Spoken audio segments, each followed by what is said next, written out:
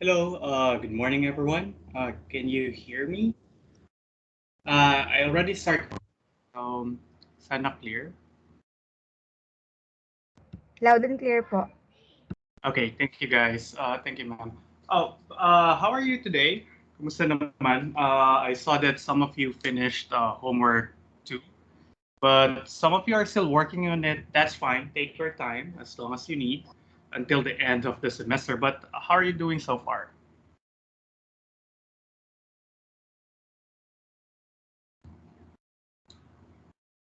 Walang may gusto mag-share? So, So we have ideas on some items, but actually the hard part is how you're going to write those ideas. ah, mhm. Yeah, that's one of the challenges in the course, and that's what I want you guys to develop. Not only thinking about the solution to a certain problem, but also trying to think of a way to write it in a way that an outsider can understand. So part yun nung parang training sa inyo in this course. And if you see that sometimes in your proofs are technically correct. All of the details are there. But merong mga instances that I need to deduct some points kasi hindi ganon ka-clear yung presentation, at least from me, because I don't know, I am such a naive math person, so it takes me a while in order to understand what is written on paper. So it will be great if you can include as much details as possible to guide me through your thought process. Kasi hindi ako yung I cannot jump from one step or one concept to the other without looking into all the intermediate steps or almost all of the intermediate steps. So parang yeah, magandang problema yon. You have an idea, you just need to write it properly and clearly so that somebody who has no idea about what you're thinking or what your thought process might be will be able to understand the point that you are driving at. So yeah, that's part of the learning process. Anybody else who want to share something? Sir, may clarify lang. Ano po yung Ah, ano yung range nung scores? For example, what is a good proof for you? Ano ba yung mga 3 ba yung score or 4 ba? ah, um, it depends. Siguro a 3 is a good proof. If ibig sabihin nandun lahat ng ideas. It might not just be written that well, or there are some major points that were not written on paper, some basic points that I am looking for. But yeah, 3 is good. Actually, even a 2 is good because if you got a 2, then I know that you had the right idea. Maybe some major technical problems are there, but at least your thought process is on the right track. So that's also one thing that I wanna talk to you guys with. Remember, I said in the beginning of the course that since this is a graduate course, right? So your final grade, though probably because of what I wrote in the syllabus, you had the wrong idea, but your raw scores in the homework will not be the sole determinant of your grade. Okay, because this is a graduate course after all. So though nilagay ko sa syllabus na, but that's for formality's sake that your grade will be the average of your scores or the percentages for each of the homeworks.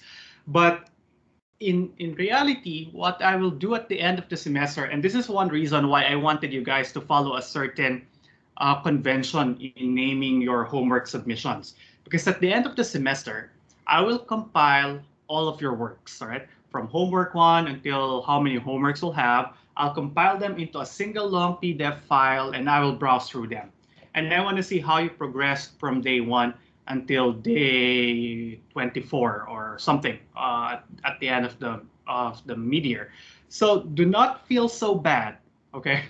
If you got a 0.5 out of 5 for a certain problem, do not fret if you got a 0 out of 5. That's fine because we are not going after perfection here. What I want you guys to see is another area of math and what is left out there that you haven't seen in the course of your studies so far or in the course of your teaching so far, because I know you guys had been very exposed to math for such a long time. you had been teaching math, elementary, high school level, but I want you guys to go out of that comfort zone because you will not learn something substantial if you will not go beyond what is comfortable for you. So if you will just stay on on your niche, something that you had been doing for the past how many 10 years, 5 years, 15 years of your careers, then hindi na kayo magpo-progress professionally.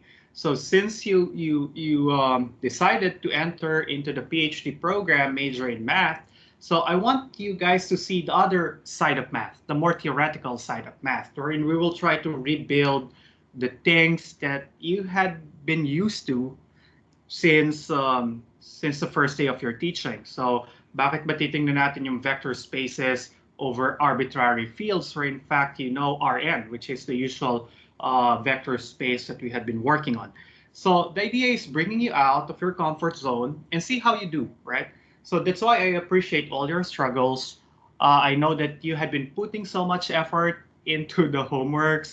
Some of you guys are expressing it directly to me. Some are saying it to some of their friends. But the idea is, yeah, do not worry so much. So as long as you give your best,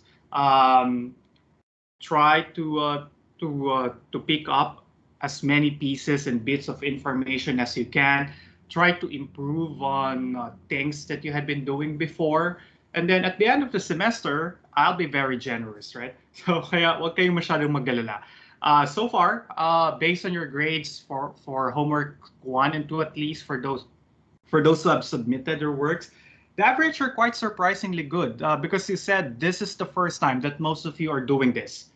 Ngayon lang kayo nakakita ng fields. Ngayon lang kayo nakaranas mag-proving. But when I see your scores, the average scores, ang taas. So I think the average for homework 1 is about 80%. Average for homework 2 is about 60 to 70%. I was about to check the median, pero time na pala, so hindi ko na nagalaw yung records. But yeah, it's surprisingly good. So I'm very encouraged and pleasantly surprised about your performance in class. But again, yeah, do not feel as if you are that you need to do things perfectly, right? Na kailangan yung maka 60% sa lahat ng homeworks just to get a tres, right? So what I'll do at the end, I'll put everything on the table. I'll look at how you progressed from day 1 until the last day of classes. I'll take a look at how much effort you put into your homeworks, and they will definitely factor in your grade, right? So though I wrote in the syllabus again that your soul will be solely determined by the homework, by your grades on the homework and so on, but that's just on paper, right? Probably I should not have said this on record, but yeah, I'll look at your progression and all the efforts you gave. So yeah, so this is just to encourage everyone to do their best, even if you feel down with the first 2 homeworks, and let's see what happens for the rest of the semester, and just continue to give your best. All right. So I hope you get the message, right? So because I know that some of you might have felt bad with the way with the scores that you are getting, but yeah, just let me grade your homeworks objectively and strictly, just to point out, I mean, dapat yung improve and so on. Take it as a constructive criticism about your work, but do not feel that it will solely determine your final grade. All right? Is that okay? Is that clear to everyone? Yes, sir. Yes, sir. Okay, thank you. Yes po, Doc. So, kaya, wag nyo masyadong damdamin, guys. So, it's just for me to point out your things that you can improve on your submissions, right?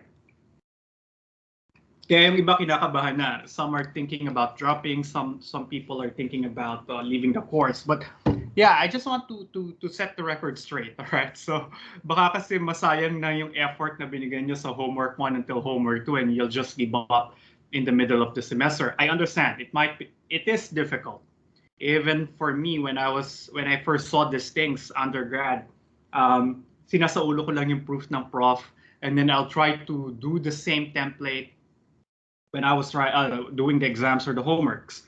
And because I don't have the enough maturity back then to think for my own, to write my own proofs. But after decades of doing this, I think I am a little bit on a certain level better than where I was 10 years ago or 16 years ago.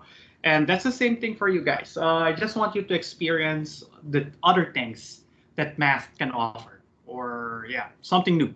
Para hindi naman kayo hindi masayang pag-enroll nyo in a course wherein we will just recap what you had been doing since the start of your careers. All right. Okay, so today, any other questions, reactions, comments?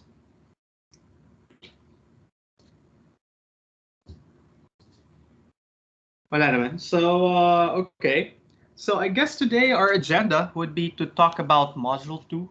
So, and this is what, again, I would like to suggest. So since the deadline for homework 2 is already passed, so I suggest you guys, para makasabay kayo, this is my suggestion, not an imposition, but a suggestion, para makasabay kayo at hindi kayo maiwan with the live discussions, just forget about the remaining problems that you have with homework 2, then try to read module 2 and discuss with us homework 3. So para hindi kayo maiiwan, and then just go back. The point is, at least you understood what are the definitions or what are the concepts from the previous module. Try to do the homeworks. If there are some parts of the homework that you were not able to finish, you can shelf them for a while so that you can move on, but make sure you understand the concepts from the previous modules so that we can move on. So ang kailangan ko ay yung concepts. Some of the problems in the homework might require a lot of thinking, pondering about the concepts. But if you know the fundamental concepts, then I suggest you move on to the next module and shelf those remaining problems for now. You have the end of the semester to think about those things over, all right?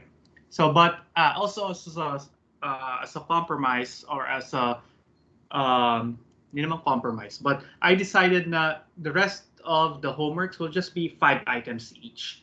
About 50% would be of the work you need to do would be mechanical. Probably at most 50% would be proving or conceptual. So para medyo may balance, saka hindi masyadong maging mabigat for you. Because napagdaanan nyo na yung pinakamabigat na parte ng course for me, which is Module 1. And probably, yeah, Module 1, which is basically very theoretical in nature. All right? Okay. So, kung walang may gustong mag-share, so let's move on. Let's talk about Module 2. But, hold on. My tablet got disconnected, so para makapag-share screen ako.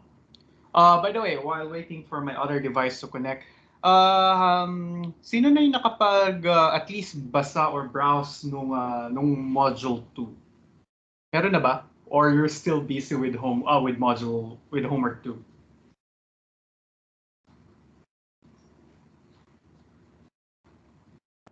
Sir, medyo ganun nga po. Okay, so nag-focus pa kayo sa homework 2. All right, that's fine. Okay, let me just see. But okay, so if that's the case, then we can browse through homework 2 together today. Kaya lang hindi nakikisama si Wi-Fi, so as usual. Let me try rejoining again.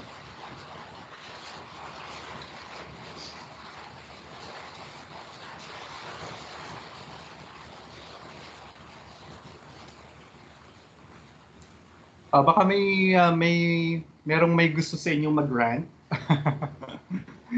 Tagal kasi mag-connect ng tablet ko. So, any intermission number?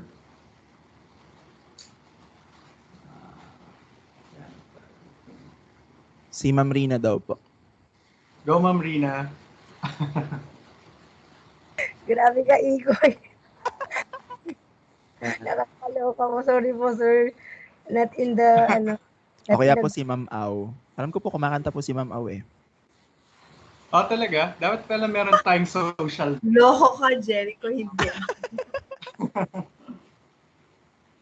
Ayaw mag-connect ng tablet. Okay. Sir, kung sino daw po yung nag-i-initiate ng ibang classmates, siya daw po yun. So, sir, si Ikoy po yun.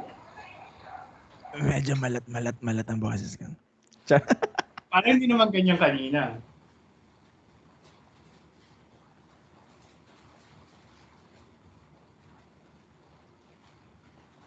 Wait lang guys, try ko ulit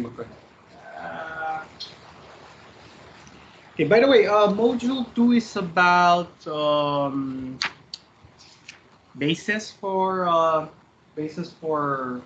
vector spaces. So we will talk about linear independence and and bases. How to what does it take for a set to be a basis, and bakit importante yung basis when you study vector spaces? Because I know you guys have heard of basis before for vector spaces, but the thing is, why is it important? Or ano yung implication of having a basis? Do you guys have any idea? Para saan yung basis? Para saan yung linear independence? Because if you'll just take a look at them, parang napaka-technical, napaka-mechanical ng konsepto ng linear independence. You just need to look at the homogeneous equation, the homogeneous equation, look for the solutions. If they're all equal to 0, then it is linearly dependent. And then, kokolekta ka lang ng isang linearly independent set that spans the entire vector space. Then meron kang basis. But what are these things for? Yes, Jeng? I'm not sure kung naalala ko pa talaga siya, but I think, sir, if you have a basis, then you can prove that there is a basis for a vector space. Then you can actually write all the elements of that vector space using the basis. Okay, yeah, that's great. That's correct. So if you have a basis, and actually all vector spaces, you're right. All vector spaces have a basis, and all elements of the vector space can be written as a linear combination of the basis elements. You're right. Pero okay, so but aside from that, ano pa yung advantage of having a basis? Kasi pwede ko namang isulat yung lahat ng elements ng vector space as a linear combination of the elements of the entire space.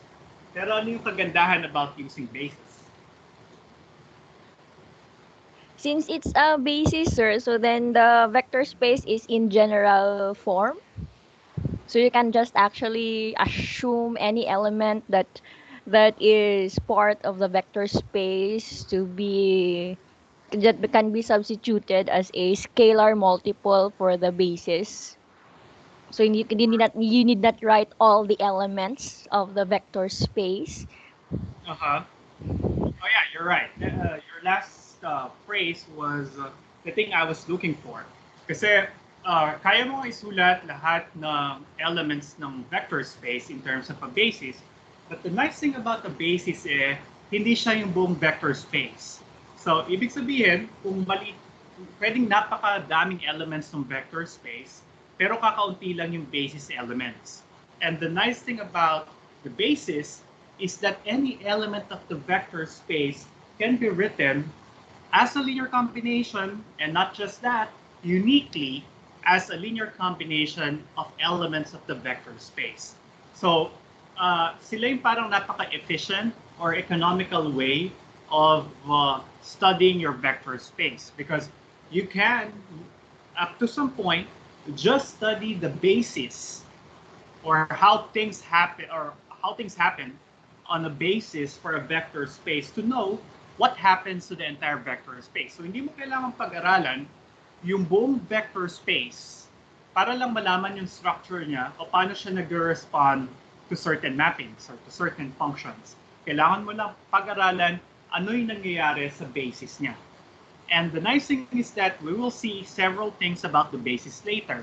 Number one, yung basis, siya ang pinakamaliit na set na nagko-contain ng lahat ng information about your vector space. Number two, every vector in your vector space can be written uniquely as a linear combination of elements of the basis. So wala ngayong confusion kasi isang uh, you only have one way, or there is a unique way of writing a vector space as a linear combination of elements coming from one basis, right? And number three is that basis has some sort of an invariant property. So makikita natin later that there can be more than one basis for a vector space. But the thing is, magkakasing dami yung laman ng mga bases. And these are the minor things that these are the major things that we will try to study as we go on module 2. All right? And dami ko na nasabi pero ayaw pa rin mag-join ng tablet. So, yeah.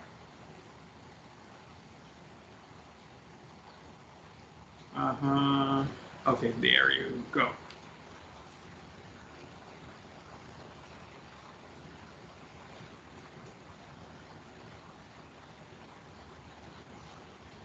Okay, so let's open up module 2.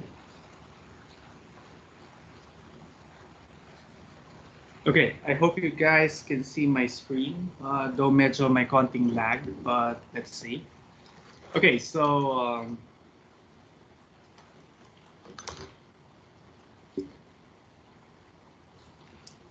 oops, na-disconnect uli ako.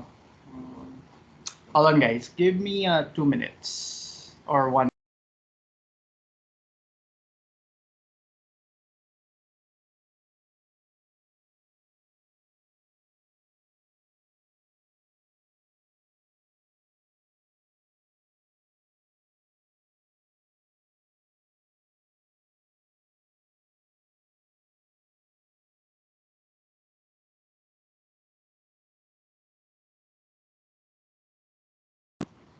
Nagsimula na ba kayo ng homework 3?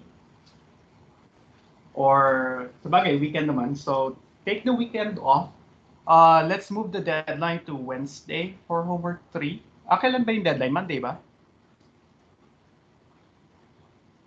Yes, sir. Monday. Yes, sir. Sa Monday po. Gawin na natin Wednesday so we can take the weekend off. Thank you, sir. So, bawal maggawa ng homework bukas. So, have the Sunday off. Baka masyado na kayong nababurden. Yeah. Getting a 25 out of 25 is not worth getting the burnout. So, pahinga kayo bukas. That's an order. So, para rin wala ring darating na chechekan, no?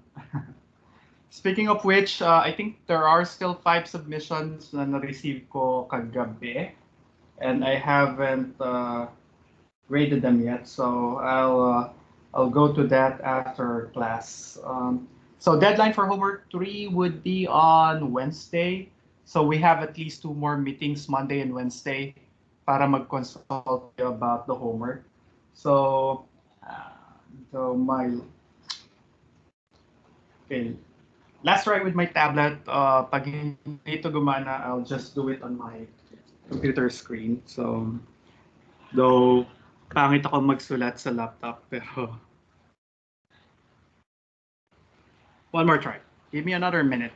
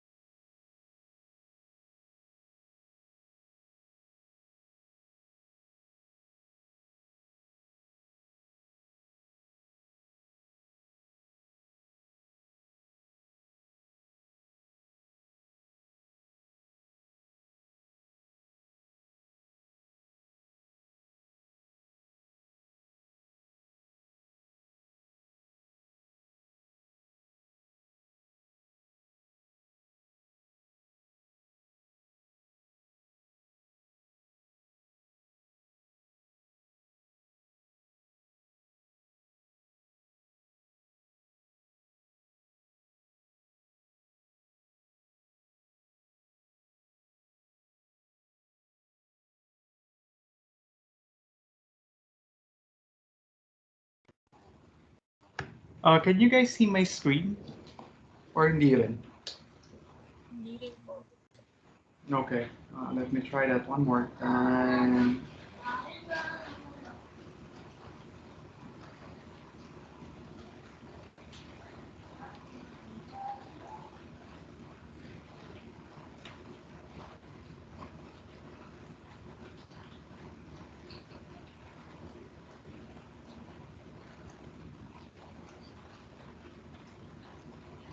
Okay, there you go. Pero lagi pa rin. Pero let's try. So this is module 2 up on our screens. So I just, the first few pages, I just made some introduction to it. So hopefully you'll read it. And it's just establishing why we are studying bases. And as per our discussion earlier, bases are efficient carriers of information about the vector space because they give us all the linear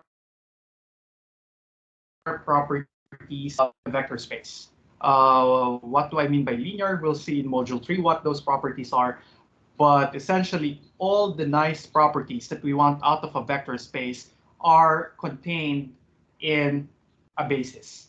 So that means, as Mangjang mentioned earlier, we don't need to study the entire vector space. We just need to look at a basis for a vector space and watch my use of the article a instead of the. So I say a basis for a vector space because a basis for a vector space is not unique. So there could be more than one basis for a particular vector space. So maraming bases ang isang vector space. We know, or we will prove later, or we'll see later, that there should exist at least one, but there could be more than one. So careful sa paggamit ng articles. You should whenever we are not pertaining to a particular basis. Now, okay, and I said they are economical because usually the size of the basis is much smaller than the size of the vector space itself.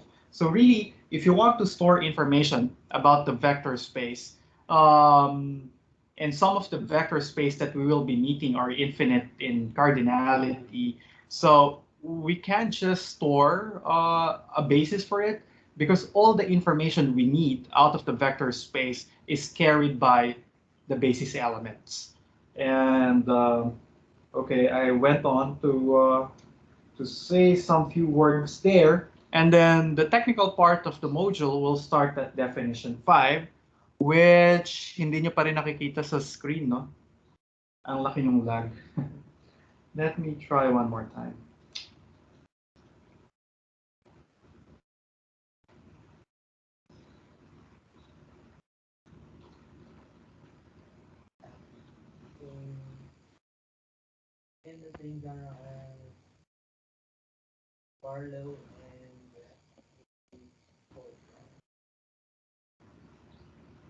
Pag hindi pa rin po sir, baka pwede namang i-open na lang namin yung module sa amin, tapos sabihan mo lang kami kung anong page ka na. Para, you know, alam namin kung ano yung... So, yeah. Ayaw talagang mag-connect ng tablet ko. Let's see. One more time. Last one. Otherwise, I'll go to my laptop na lang. Gusto kasi medyo nagsusulat habang para ma-explain ko rin ng maayos. Or, yeah, I can try my best to explain things. Lag. There we go. So, linear independence. Show of hands, sino na yung nakarinig about linear independence? I guess it will be almost all of you. Or ayaw nyo umamin, baka may parasitation. Okay, good. One. Isa lang yung matapang na sumagot. But I believe, nakita nyo na to. Nawala na uli siya. So, I'll go to my laptop na lang.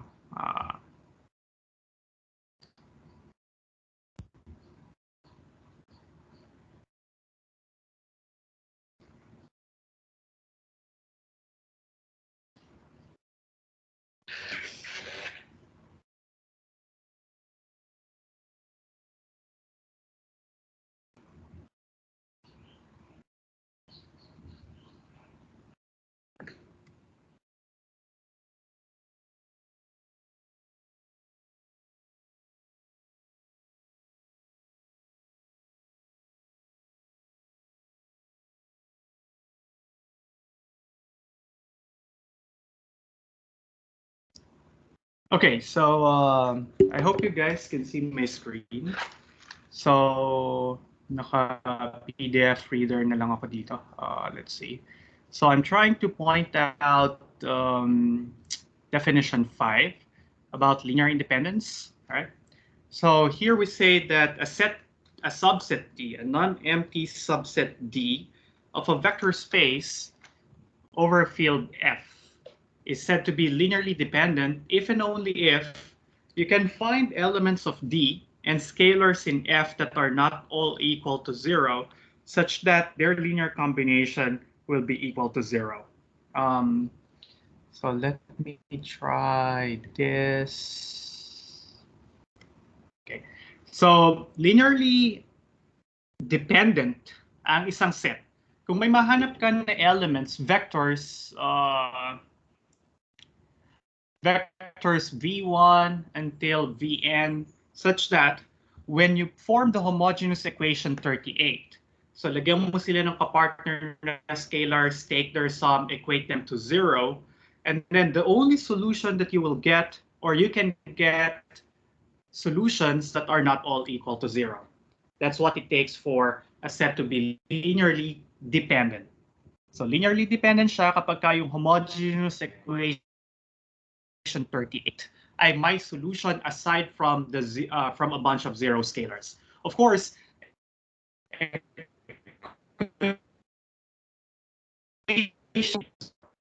you can get another solution in which at least one of the alpha i's is not equal to 0, then they are linearly dependent.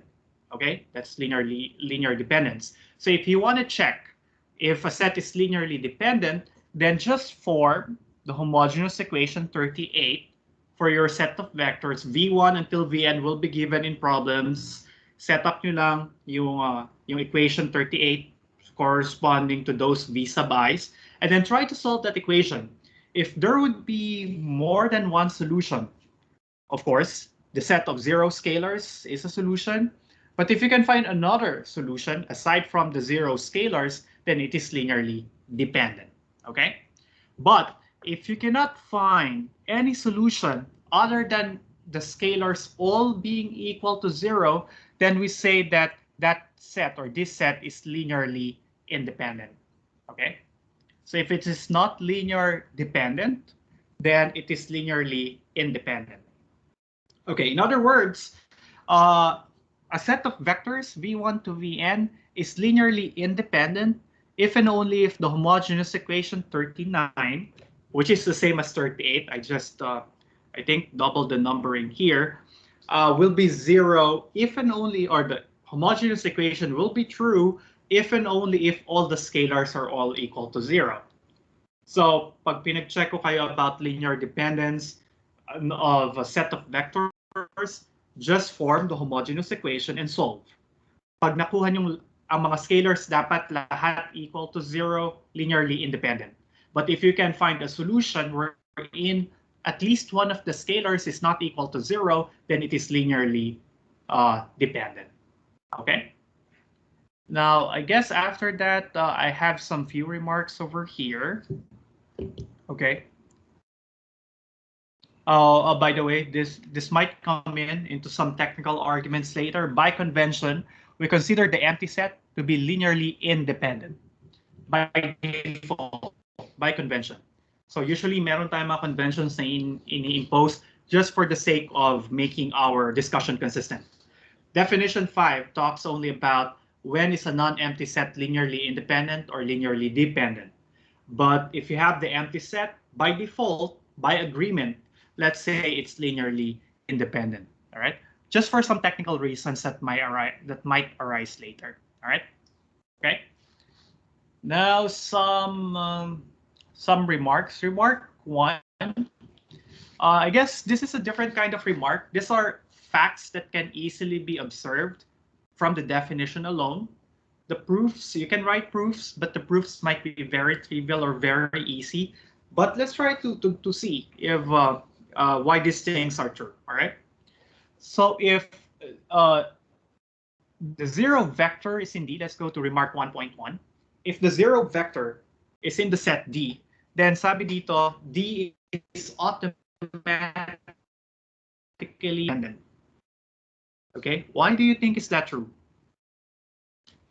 Bakit kaya? Kapag ka daw yung set D, kinocontain niya yung zero vector, automatically na siya ay linearly dependent.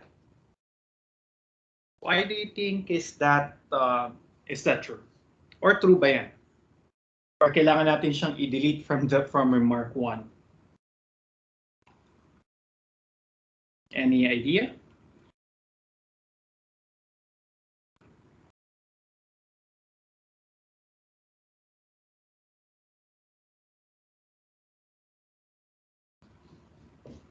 Anyone? Walang gusto mag-try? I hope I'm still online. Any idea? Wala? Going once, twice. Okay, so paano tayo nag-check ng linear independence? Or linear dependence, linear dependence.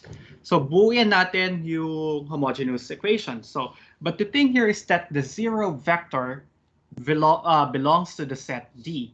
So halimbawa, let me get say 0, V1, V2. That's why I don't want to use my laptop for this. Pero Vn, kasi wala kayong maintindihan sa sulat ko dito. So, ay element ni D, alright? So, para ma-check kung siya ay linearly dependent, kailangan kong kumuha ng subset.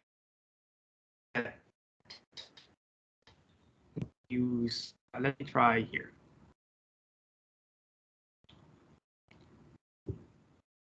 Okay. So, can you guys see my PowerPoint slide? Though bakante siya.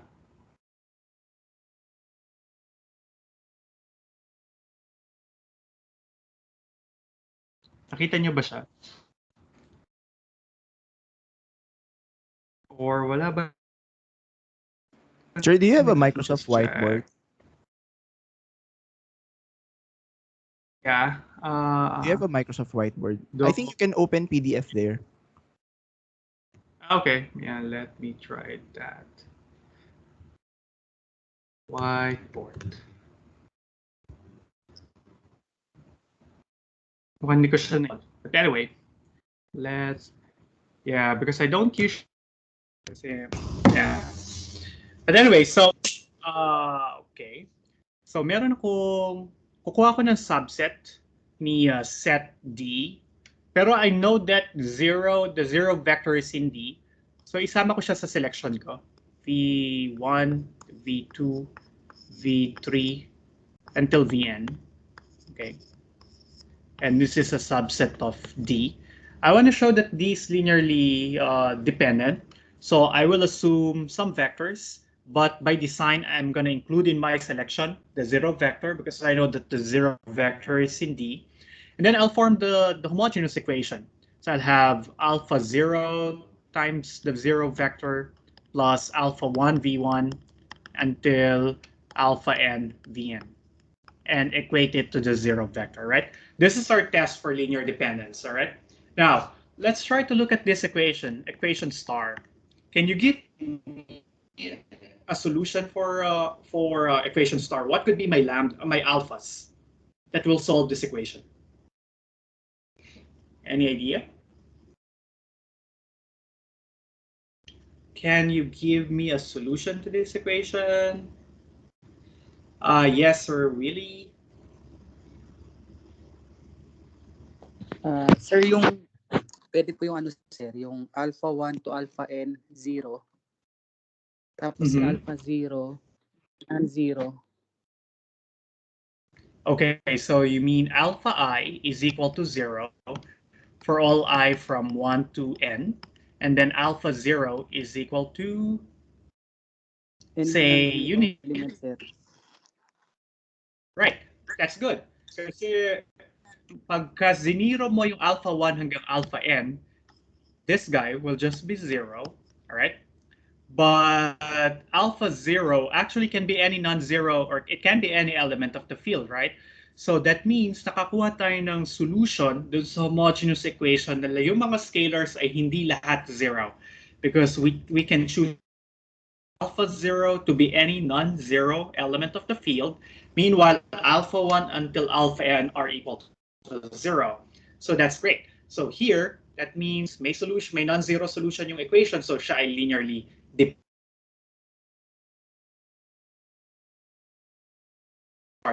Remark, okay? Now, for remark part 2, if this linearly dependent, then so is any superset of the set D.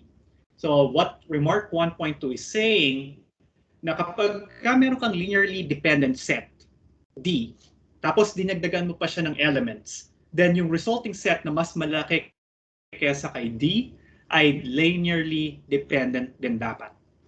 Okay? Now, any idea how can we write the proof for it? Pero more so than the proof, the value of proposition 1.2 is essentially on the result.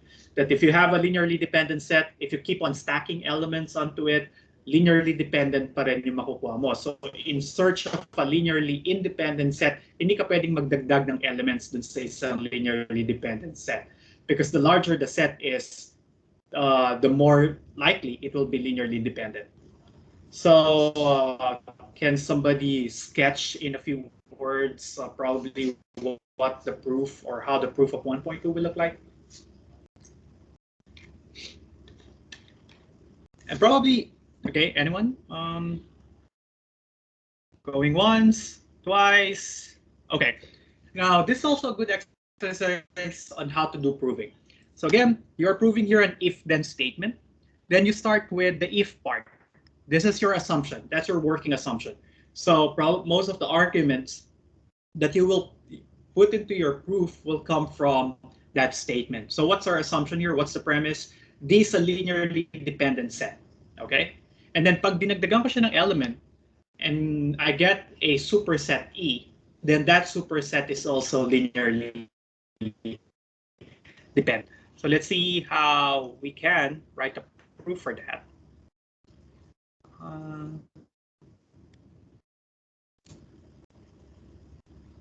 Let me just add pages. Medyo mas gusto ko lang sa PowerPoint kasi at least mas controlled ko yung sulat ko dito. Okay, now, so if these linearly, oops.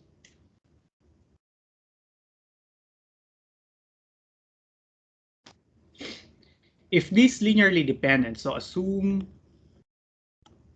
D is linearly dependent. Okay, in your works, you can just write LD for linear dependence, LI for linearly independent. Though medyo awkward sa akin yung acronym na yun, kaya hindi ko siya ginagamit. But if you prefer, you can say LD for linearly dependent or linear dependence, or LI for linearly independent or linear independent. So pwede nyo gamitin yung acronyms na yun. So here, if this linearly dependent, then there exists vectors v1, v2 until vn in D, and scalars alpha 1, alpha 2 until alpha n, not all zero. Okay, kasi ang assumption mo si D ay linearly dependent. So meron mga vectors in D, say v1 until vn, and scalars alpha 1 until alpha n, such that the homogeneous equation is true, such that the sum of the alpha i's vi's is equal to 0. I going from 1 to n, right? So what I just used here is the definition of linear dependence. Okay? Now, pag pinalaki ko daw siya, so C and say, let's take an element E in capital E, though C nga pala ni-reserve ko for the zero vector, so let's call it another name. Let's take an element Y in capital E, pero wala siya kay D. Okay? So kasi gusto ko ipakita na yung superset. Actually, hindi ko kailangan na wala siya kay D. pwede kong sabihin na kahit ano na kay E. Alright? So, ang gagawin ko lang ay, idadagdag ko siya dun sa linear combination. 1 until n alpha I vi plus, say, 0 times y is equal to 0. Okay, do you agree that this equation, let's call it double star, follows from star? But I hope you see my thought process. Why am I going here? So, ang assumption ko lang, si D ay linear dependence. Gusto kong pakita na si E ay linearly dependent din. Okay? So, I started with the definition of linear dependence. So, kung linearly dependent si D, may mahanap akong vectors v1 until vn at scalars alpha 1 until alpha n na hindi lahat 0 such that star is true. Okay? And then, gusto kong ipakita na si E ay linearly dependent. So para mapakita ko si E ay linearly dependent, dapat makakita ako ng linear combination ng mga elements ni E na equal kay 0 na yung scalars ay hindi lahat equal kay 0. Right? Para mapakita ko na hindi siya linearly, na mapakita ko siya na siya ay linearly dependent. So I will build up on what I know from equation star. I know this guy is equal to the 0 vector. And then I'll take any element y in capital E, kasi multiply ko siya by the 0 scalars, by the 0 scalar. So that means, indeed, this equation is true. Equation double star is true. But what can I say about double star? The left side of double star is a linear combination of elements of E. Do you agree?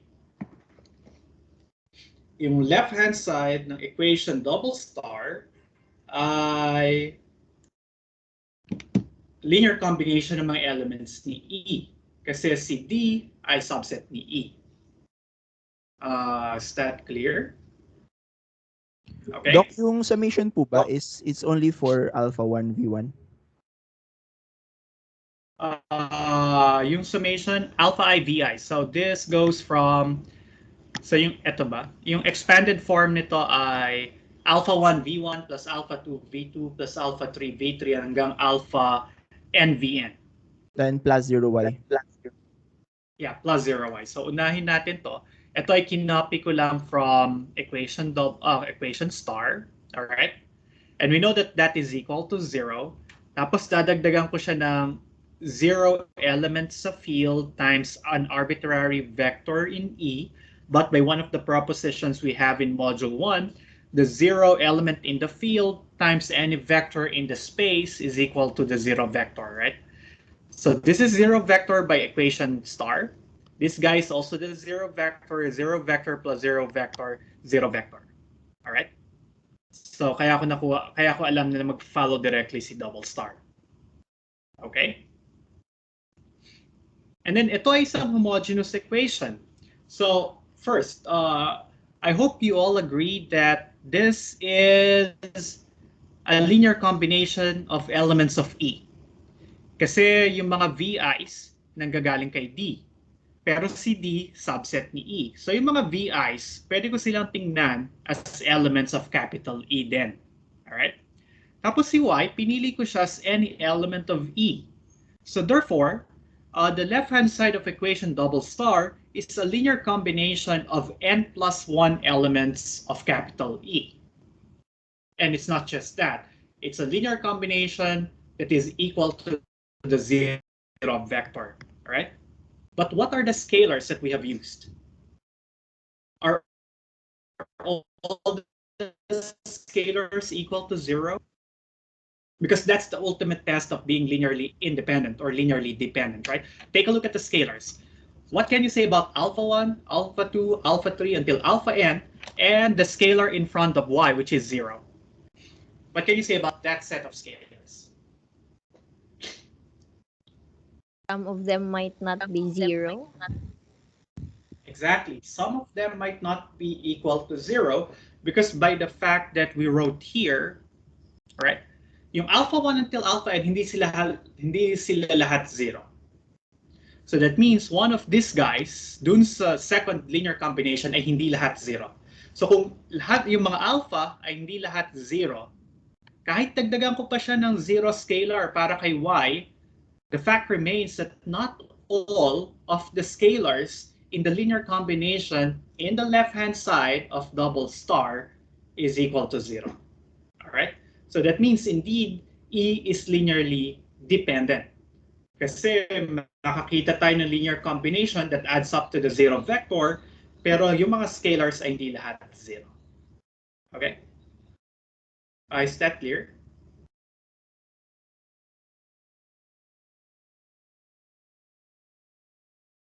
Or hindi? Okay, at least I saw one thumbs up. How about the others? Medyo may magulo bang point? Or ayaw nyo lang mag-react? Or may Netflix na kayo dyan sa kabilang tab?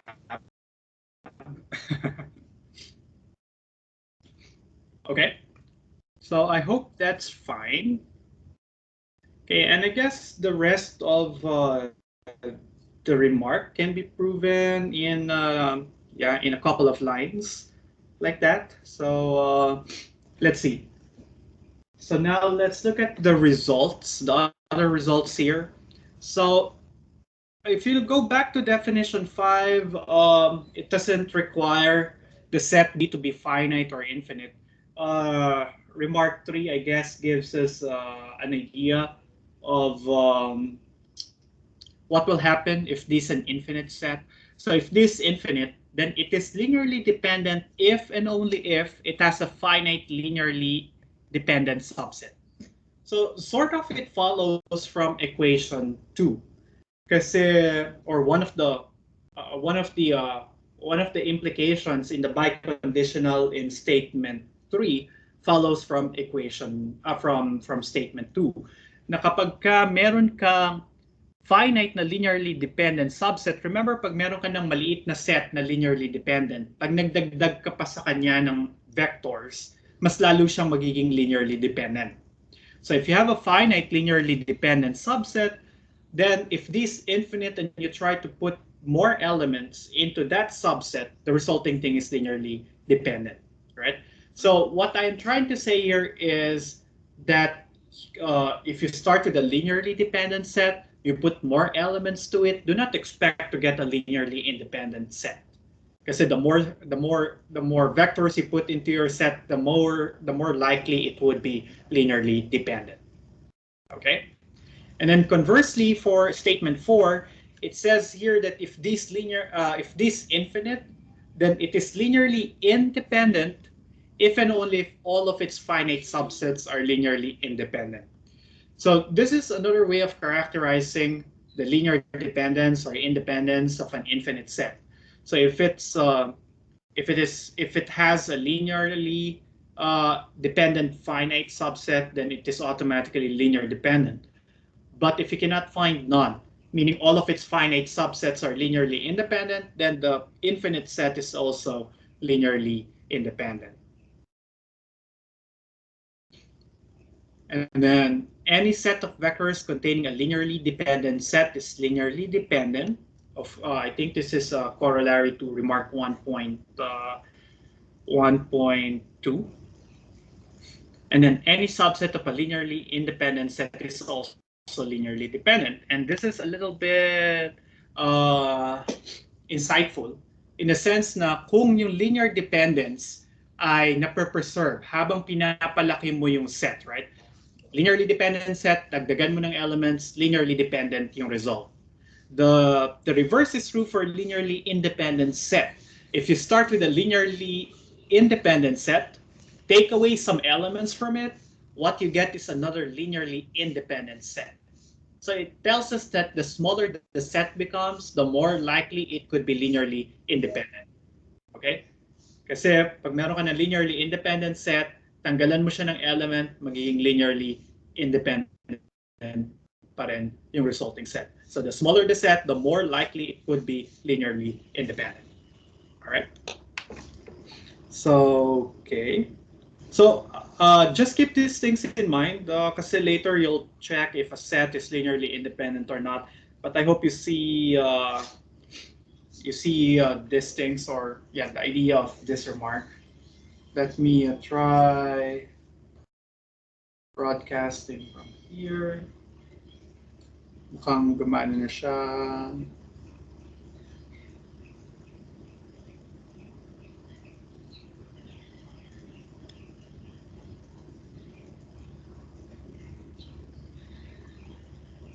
Okay, let me just stop here. Okay, there we go.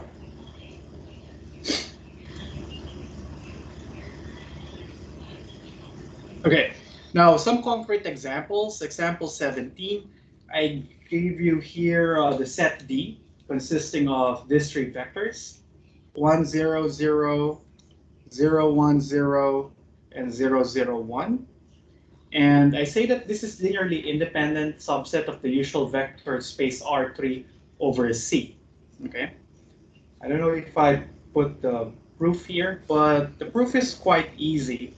Right? Kasi ifo-form mo lang yung homogeneous equation. So let's try that. So let's try alpha 1, 0, 0 plus beta 0, 1, 0 plus gamma 0, 0, 1 equal kay zero vector. I know that that is the zero vector kasi usual operations naman yung sinabi for R3. All right? Again, this is the standard way of how you check linear independence or linear dependence for the homogeneous equation. All right. So kaya alpha o scalar times first vector plus scalar times second vector plus scalar times third vector, equate ko lang siya sa zero vector. All right. Then let's perform the additions here on this side.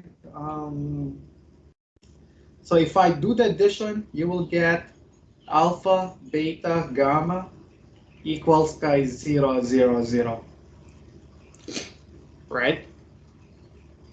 Okay, then if that is true, then what? This equation is true if and only if alpha equals beta equals gamma equals 0. No other way that that equation will be true unless all of the alpha, beta, and gamma are equal to 0. All right?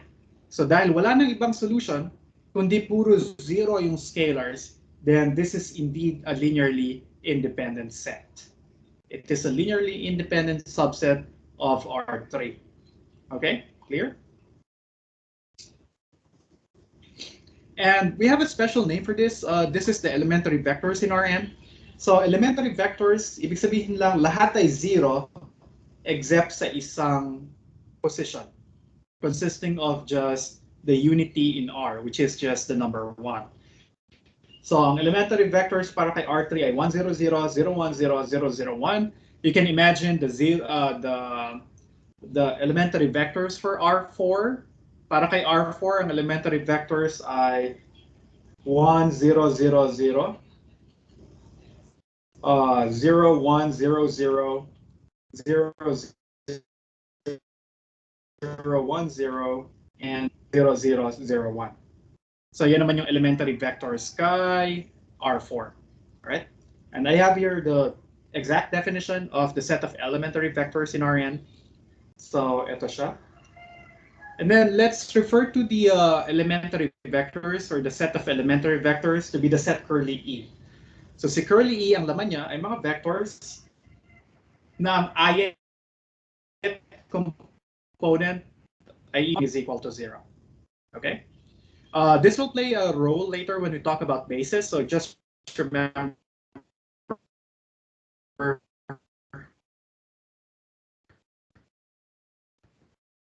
what elementary vectors are.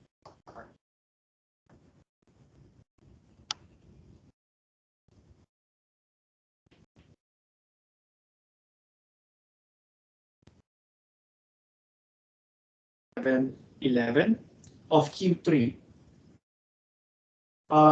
Just always remember, you look at saan nanggagaling yung elements ni D.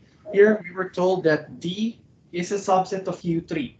So dapat siya ay vectors or three vectors, or actually vectors containing triples of rational numbers, right?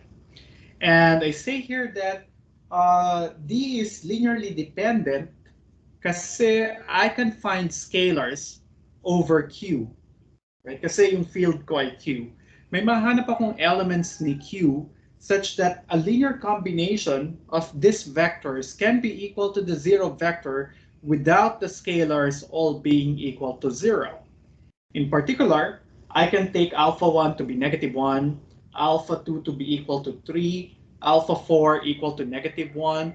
Obviously, not all of them are equal to 0, and yet I get the zero vector as their sum. So this illustrates that set D in equation 18 is linearly dependent because I was able to find non-zero scalars, and the scalars are coming from Q such that the linear combination will give me the zero vector. Okay. On the other hand, the set E consisting of 1, 0, 0, 1, 1, 0, and 1, 1, 1 is linearly independent. And then again, how do I check for linear independence? I take a linear combination of the vectors in the set capital E, put scalars in front of them, equate them to the zero vector. And then I'll try to solve this equation, all right? Now perform the addition on the left. You will have alpha plus beta plus gamma. So yung sum nito ay alpha plus beta plus gamma. The second component will be beta plus gamma. Third component will be gamma. And this should be equal to 0. All right? And then for two vectors to be equal, all of their components must be equal. And hence, this equation will be true if and only if alpha plus beta plus gamma is 0, beta plus gamma is 0, and gamma is equal to 0. And then we'll do back substitution because this is a nice triangular form. So kung si gamma daw ay 0, plug in ko si gamma equals 0 dito. So that means beta must also be equal to 0. And then beta is 0, gamma is 0, so that means alpha must also be equal to 0.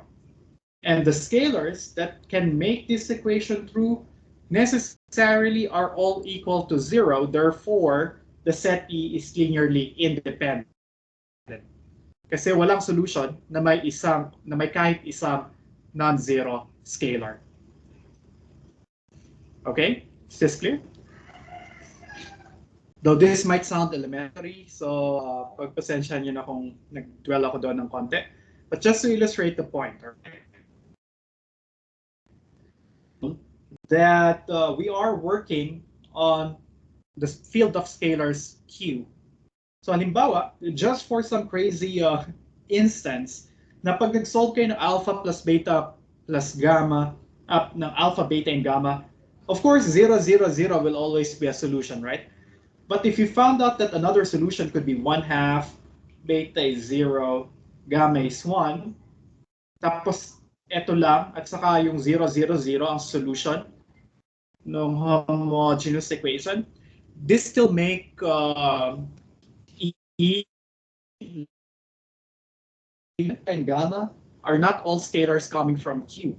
Kasi si alpha, what if this is pi, for instance? Okay? So kung si alpha ay pi, hindi na siya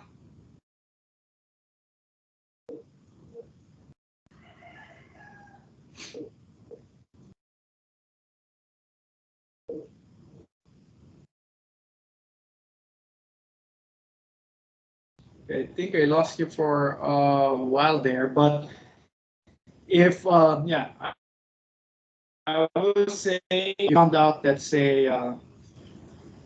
we found out that alpha is pi, beta could be -1, and gamma is 0. For instance, this is our solution to the homogeneous equation. Then, aside from 0, 0, 0, you still say that E is linearly independent. Kasi yung alpha ay hindi element ng Q. So, dapat yung mga scalars mo ay manggagaling lang dun sa underlying field. But here, the other solution or the alternative has alpha equals pi, which is not a rational number. That will tell us that it is still linearly independent. Kasi ang usapan, the alphas, betas, and gammas will come from the field of scalars. And in this example, my field of scalars is the set of rational numbers. Okay. Okay, example 19 is quite an example. I just included this here just to illustrate proof by contradiction. Because I learned probably after I wrote module 1 that some of you guys don't have too much experience about proving, or might have forgotten how to write mathematical proofs. So I just included it here to show you or to illustrate a proof by contradiction in details. So let's take a look at it quickly. So let's assume that B is a number that is greater than 1. And then I collect in set capital P the set of all prime numbers. So say, and then I will index them this way. So si P, ang laman niya lahat ng prime numbers. So P1, P2, P3, P4 until Pn and so on, because there are infinitely many prime numbers. I just collected them into the set P and put labels P1, P2, P3, and so on for them. All right. And then based on that numbering or labeling of elements of capital P, I will define the set capital D consisting of the D sub i's. Yung mga D sub i's, ang itsura niya lang ay logarithm of the prime number Pi to the base B. And this will happen for all natural numbers. Kasi there are infinitely many primes. So si Di, yung mga Di, sila lang yung mga logarithms ng prime numbers. And I claim here that the set D consisting of the logarithms is linearly independent as a subset of R, taken as the usual vector space over Q. So be careful here. Ang vector space natin ay R. Okay? And that's why yung mga vectors natin ay mga real numbers lang. Pero yung scalars natin ay magagaling sa field of rational numbers. So think of the vectors to be the real numbers and our scalars to be the rational numbers. Okay? And this is such a heavy claim. So usually to prove things like this, we might we might resort to the by doing a proof by contradiction. And a proof by contradiction goes like this. So to prove something by contradiction, you will suppose that the statement you are about to prove is false. So sabihin niyo, kunwari mali yung theorem. So kung mali yung theorem, your goal is to find a contradiction later. And if you will find a contradiction later, that means that the theorem cannot be false or cannot be false, right? So that's why here, since I want to prove that D is linearly independent, I want to do it by contradiction. So I will suppose, okay, kunwari, D is linearly dependent. And the goal of the proof by contradiction is to show that something will be absurdly wrong if D is indeed linearly dependent, making the linear dependence of D impossible. So yun yung idea sa proof by contradiction. Kunwari mali si theorem, then something will be wrong.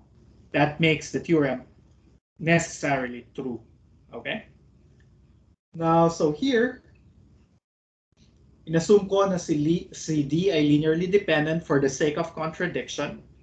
Then kung siya ay linearly dependent by definition, may makukuha akong vectors D1 until Dn na nanggagaling kay D, and scalars alpha 1, alpha 2, alpha n na manggagaling sa field of scalars. It's just so happened that the field of scalars is Q, and the alphas are not all equal to 0 such that the homogeneous equation is true. All right? So ito yung definition ng linear dependence. Kung siya ay linearly dependent, may mga vectors inside of D. I'll call it D prime, which is D1 until Dn. Na pag kinuha ko yung linear combination nila na nag-equal kay 0 vector, which in our case is the 0 real number, yung mga scalars na yon ay hindi lahat equal kay 0. Okay? So I hope equation 40 makes sense, because sometime you will do a proof like this. And then what do I say next? So now my goal is to find a contradiction. I want to find a contradiction. Probably a statement contrary to established fact before, right? So, ang alam ko lang, yung mga alphas ay rational numbers. So, dahil bawat alpha ay rational number, then pwede ko silang isulat as a ratio between two integers. Agree? Okay. Sir, So, lahat... may restriction po ba na Ri should not be 0? Yes. Actually, I think that's what I am supposed to say here. Thank you, Au. Yeah. Hindi dapat Q. Yeah, kindly correct your module. So yeah, there will exist rational numbers, integers. Q1, I going from 1 to n, Ri not equal to 0, such that alpha is a ratio between those two integers. The very definition of being a rational number. Okay? And then so, yung mga alphas, pwede ko silang palitan dito na Qi over Ri. Alright? And then what I say next is to multiply both sides of 40 by the summation of the Ri's.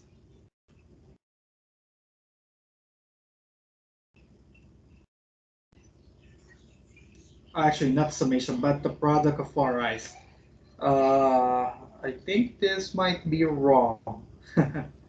Sir, parang nawala yung... Dapat, sir, baka sir, pwedeng palitan yung d sub I ng another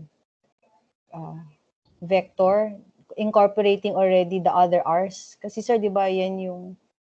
If you get the... What you were trying to do, you're getting the least common denominator, you multiply it there para makancel.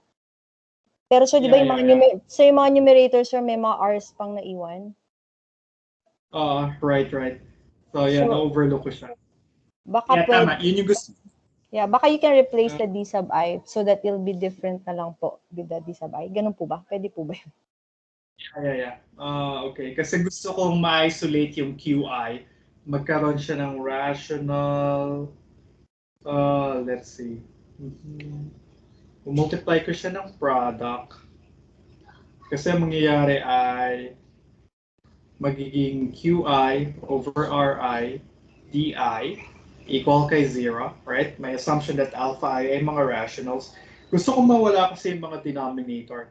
So para mawala yung mga denominator, pwede ko siyang i-multiply. Sinabi ko i-multiply ng product ng Ri's. Pero pag ginawa ko yun, makakancel lang, halimbawa kay R1, mangyayari ay Q1 over R1 D1 times R1, R2 until Rn. Tapos ang makakancel lang ay si R1. So matitira yung R2 until Rn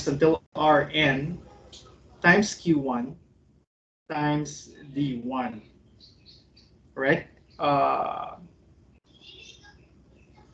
Yeah, perhaps I can do it this way. Hindi siya magiging Qi's, pero siya ay magiging another letter. Let's say SI's, where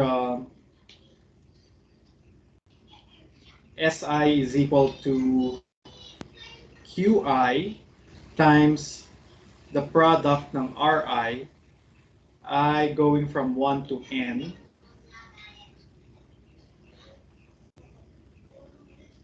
pero ang I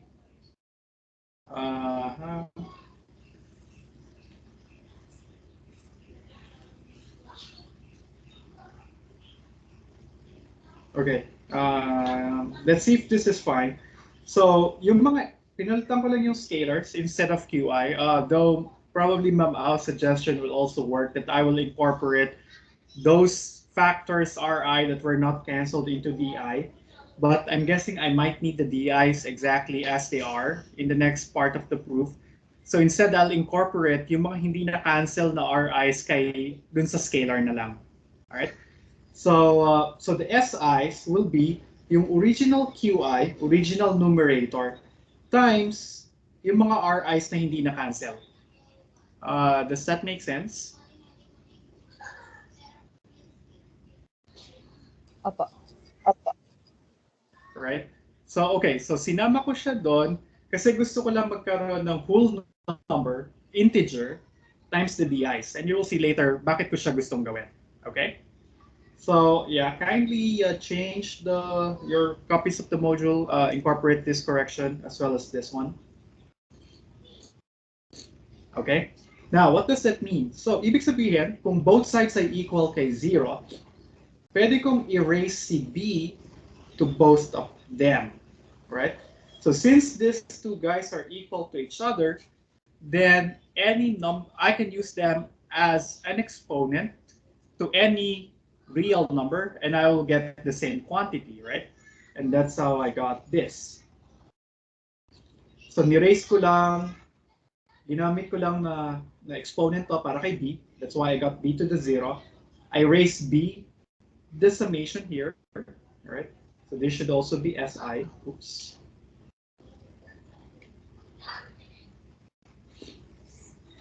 Because the exponents are equal, so the two powers must also be equal, but B to the 0 is equal to 1, all right? And then again, this should be SI, okay? All right, ano yung nangyari from here to here? Okay. This is B raised to the sum of exponents. Apply loss of exponent repetitively. You get the product of powers of the same basis, right? So yung conversion lang. So you can think of this as B to the A plus B plus C plus, not B, wrong choice. So this could be R1 plus R2 plus R3, for instance, right? So ibig sabihin, loss of exponent ito, BR1 times BR2 times BR3 lang. And that's how I got this part. So instead of an exponentiation, they will just be a product. And then another loss of exponent applied here. I have B raised to a product of two powers. Loss of exponent tells us this is just a power raised to another power, right? And hence we got this, okay? And then this is why I wanted to preserve the DIs in my expansion, because now I'm going to go back to how DI is defined. Remember, DI, as defined above, is the logarithm of sum of the prime numbers. All right. Probably I can just say it as PI. I don't remember why I needed that extra S in there. So yeah, there you go. And then what is B raised to the log base B? This will just give us, oops, probably that's right. Hold on, yeah. Apply properties of logarithm here, right? So B and log B will sort of cancel each other out. So what we will have is that from here, it will just be the product of powers of primes, right? Pero saan siya equal? In the beginning, we knew that that will be equal to 1. So that means 1 is equal to the product of powers of primes. But I say here, there's a contradiction. Where do you think is the contradiction?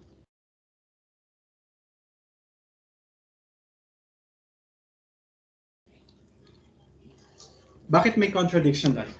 Why is 1 equal to the power, to the product of powers of primes is a contradiction. Kunwari, hindi nyo pa nababasa yung sumunod na line. Tago ko muna siya. There you go. Bakit siya contradiction?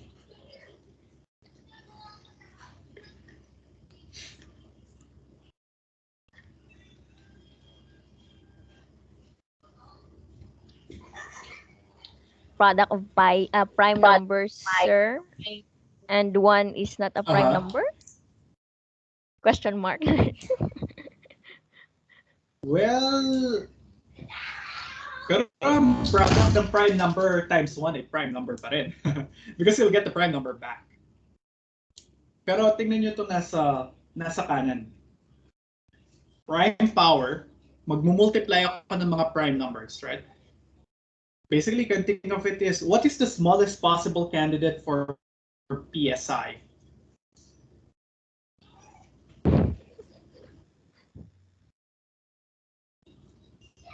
Tama ba?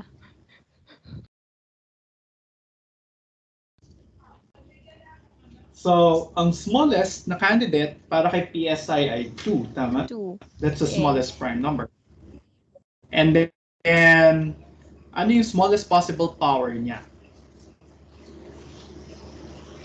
Right. Yun siguro yung sinabi ko sa taas. Hold on. Maybe I forgot something here.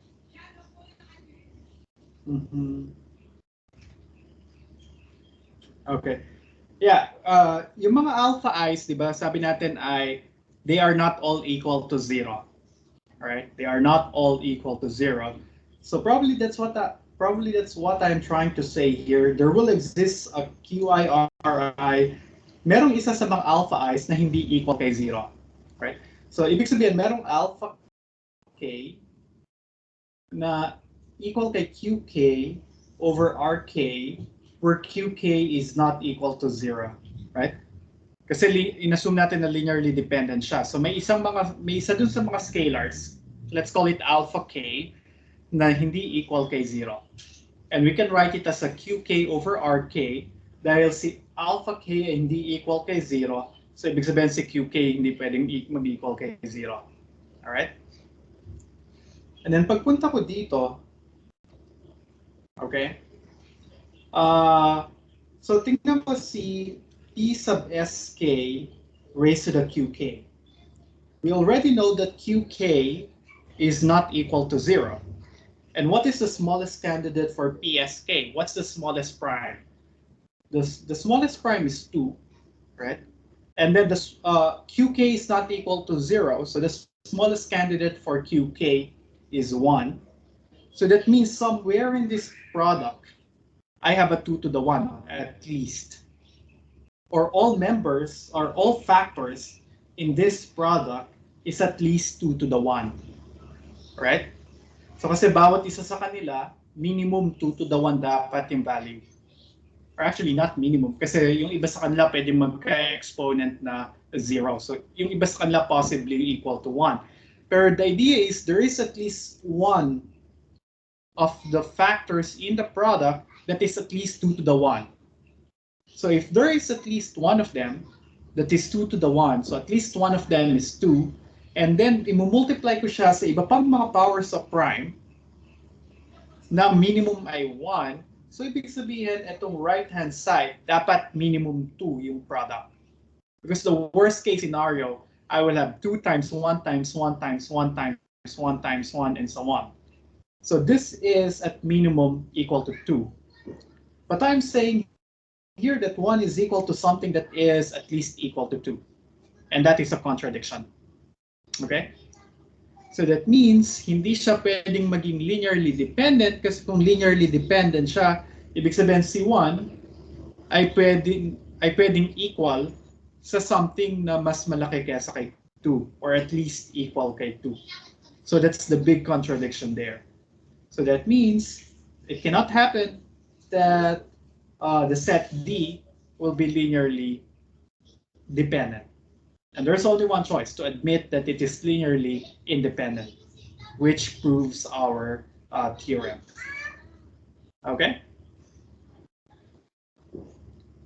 Is that good?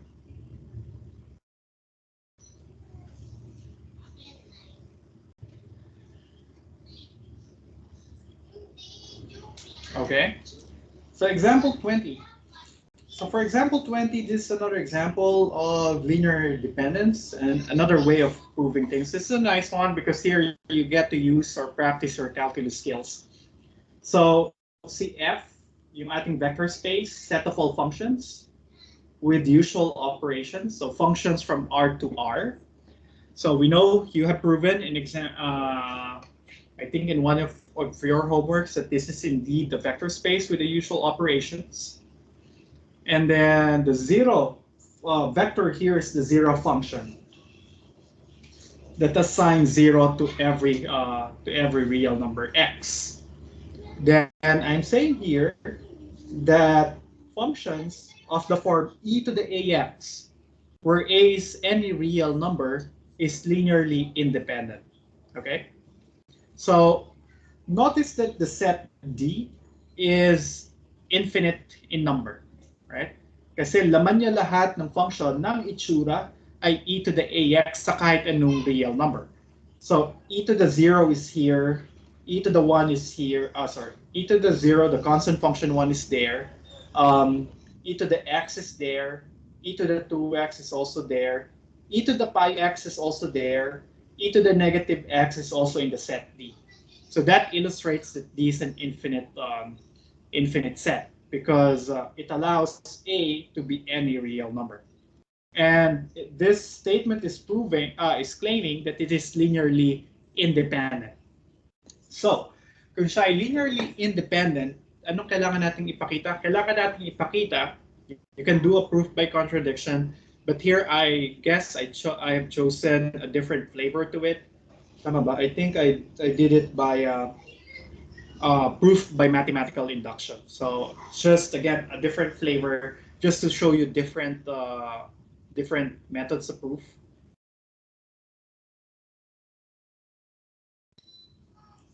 So here I will try to do a proof by PMI, proof by by the principle of mathematical induction. So in order to show that D is linearly independent by one of the statements in remark 1, I want to show that any subset of D, any finite subset of D is linearly independent. And so that's why I am considering here a subset E containing n elements. This is an arbitrary finite subset of D because I am not giving any condition on n. So kumuha lang ako ng finite subset niya. Tawagin ko yung finite subset na E. So ang laman niya, e to the a sub 1x, e to the a sub 2x, until e to the a sub nx, where a1 until an are some real numbers. Kasi yun yung usapan. Pag napakita natin na lahat ng finite subset niya ay linearly independent, automatically the infinite set becomes linearly independent as well. Okay?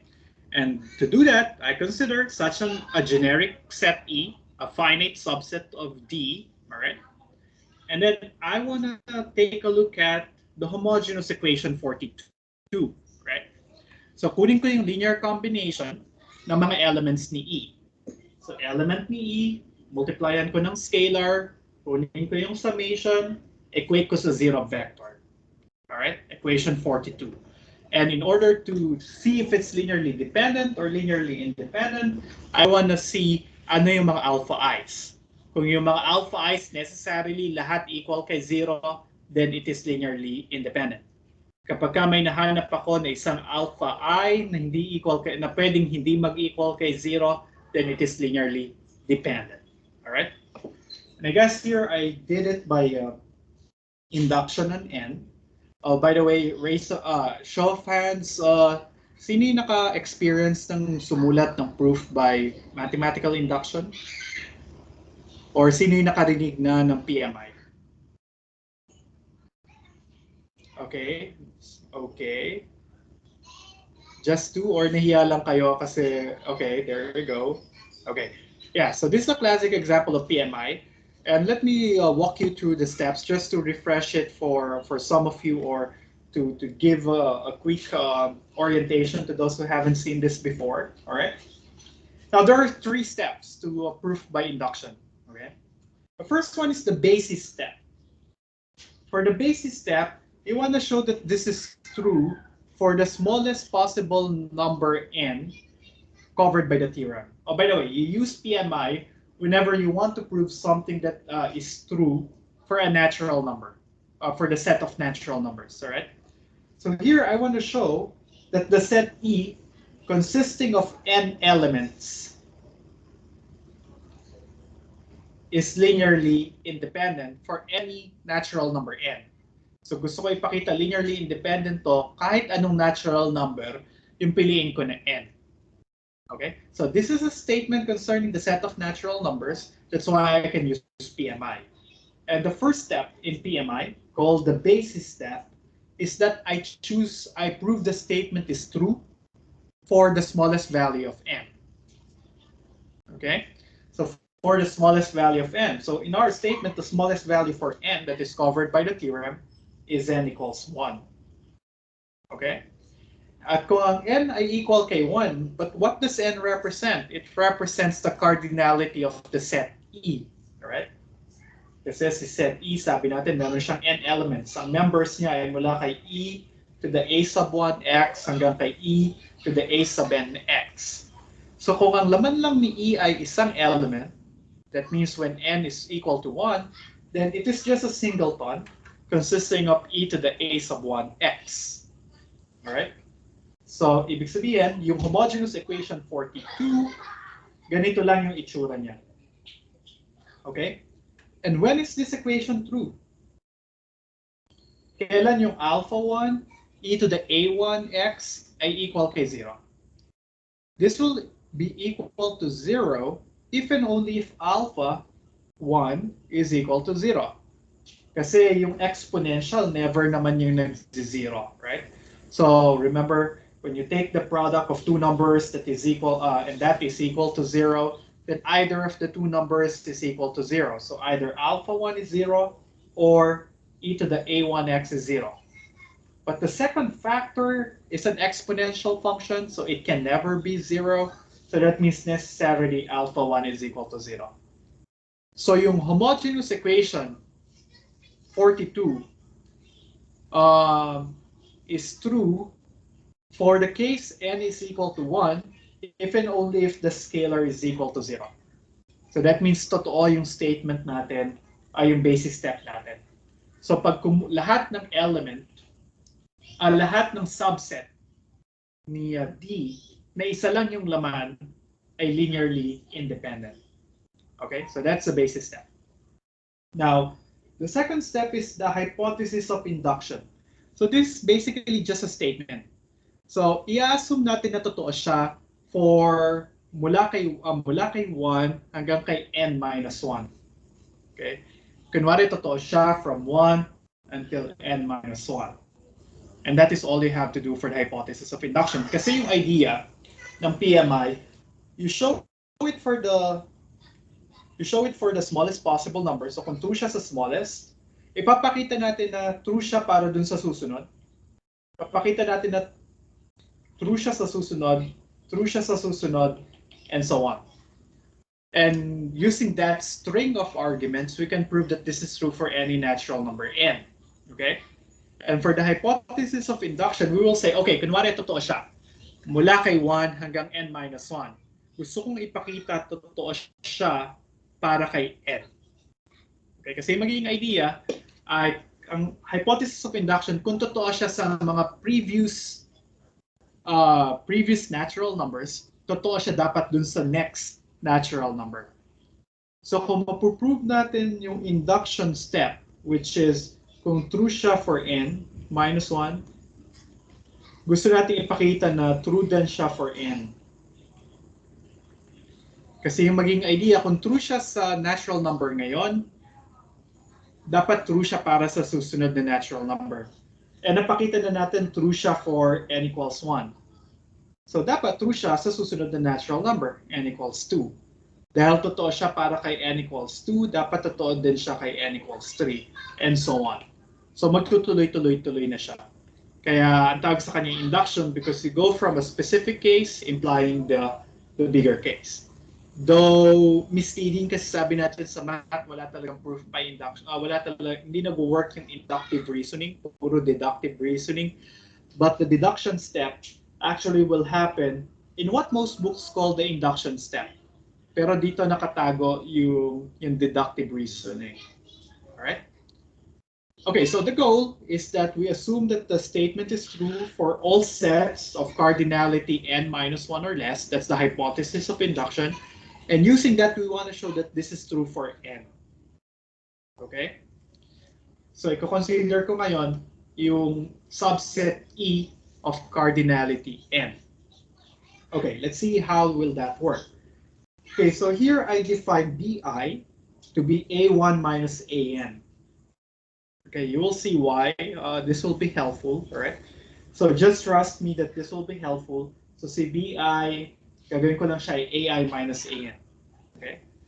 Then if 42 holds, which is the homogeneous equation we have here, if this is true, then I can multiply both sides by e to the negative a n x.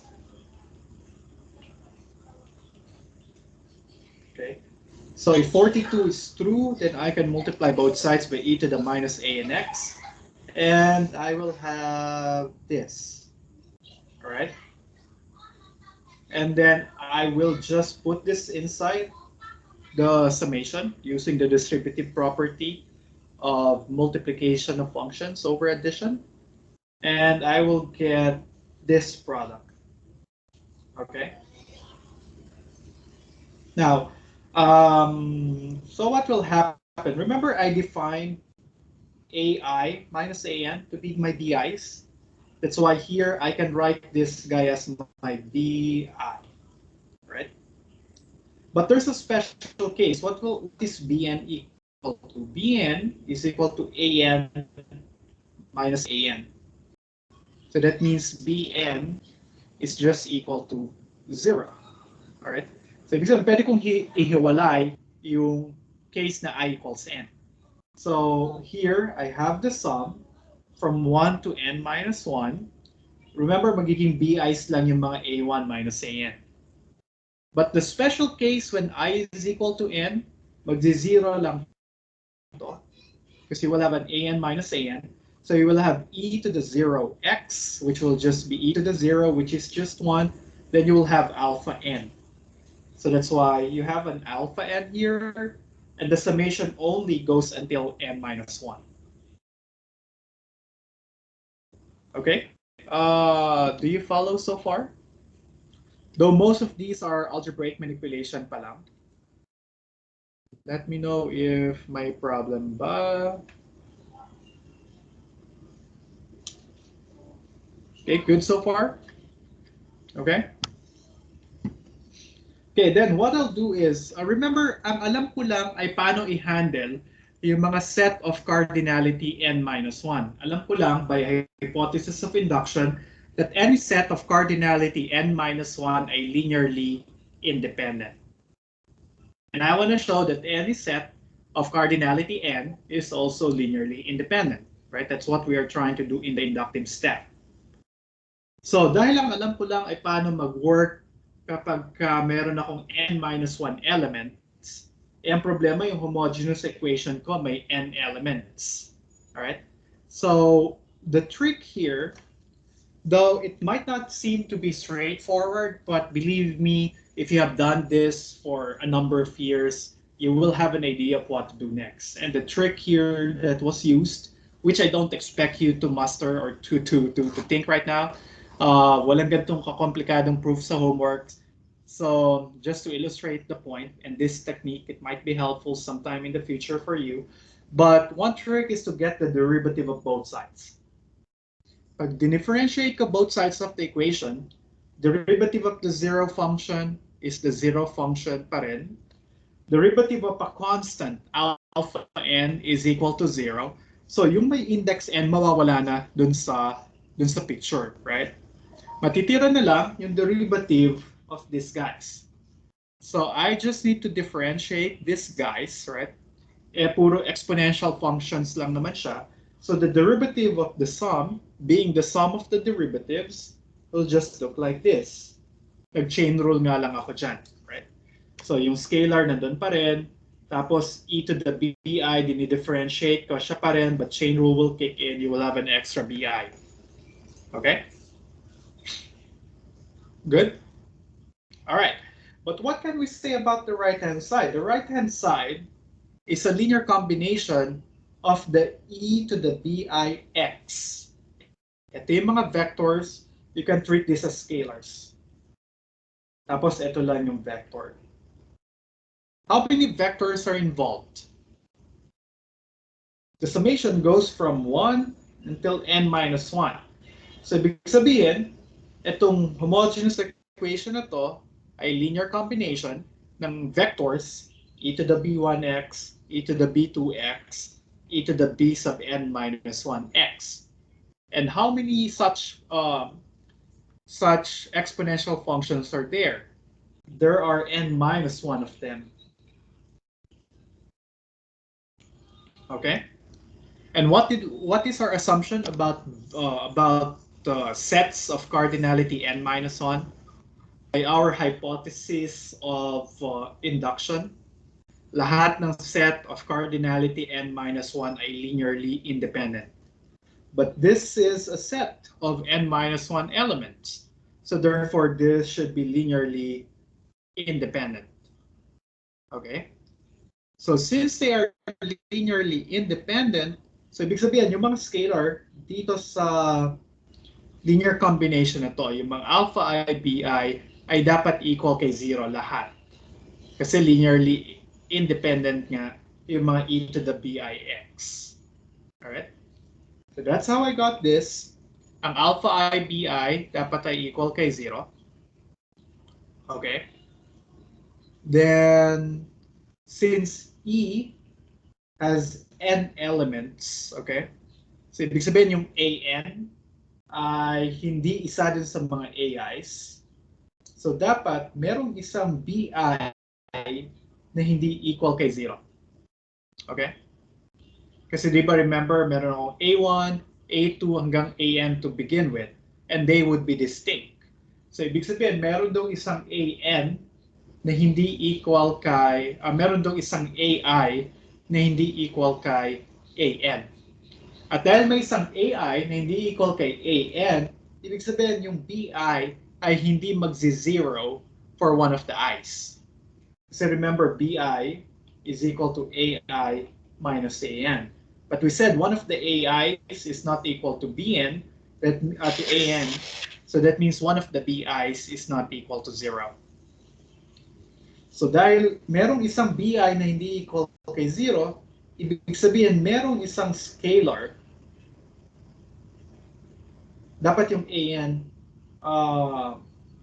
then from 43,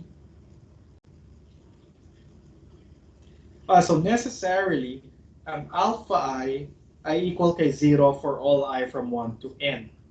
Kasi actually, yung mga BI's, hindi lang pala isa. Kasi yung mga BI's ay hindi lahat magzi-zero. Kasi yung AI ay equal kay BI minus AN. Pero AN will be different from all the AI's as long as I is less than N. So ibig sabihin, lahat ng AI, basta yung I ay hindi equal kay N, never silang magzi-zero. Sorry, baligtad. Ito ay BI, ito ay AI. Ulit. So yung BI ay AI minus AN. Yung mga AI's ay hindi equal kay AN unless I is equal to N. So yung mga BI's, I going from 1 to N will never be 0. Okay? So that means these guys are never 0, forcing all the alpha i's to be equal to 0. Okay? So lahat ng alpha i's ay equal dapat kay 0. And then kung yung alpha i's ay lahat equal kay 0, let's go back here. So yung alpha i's ay lahat equal kay 0 from 1 to n. So lahat ito ay 0. 0 times this guy will be 0. So this guy will be 0. So meron tayong 0 function equals alpha n plus 0. So what can we say about alpha n? So alpha n then must be equal to 0. Right? So that means alpha 1 until alpha n minus 1 is equal to 0, implying alpha n must also be equal to 0. So that means this homogeneous equation will be true if and only if all the alpha i's are equal to 0. So that means linearly independent dapat yung set E. Okay. So napakita natin on the inductive step ay kung totoo siya para kay n minus 1, if the statement is true for n minus 1, dapat totoo rin siya for n.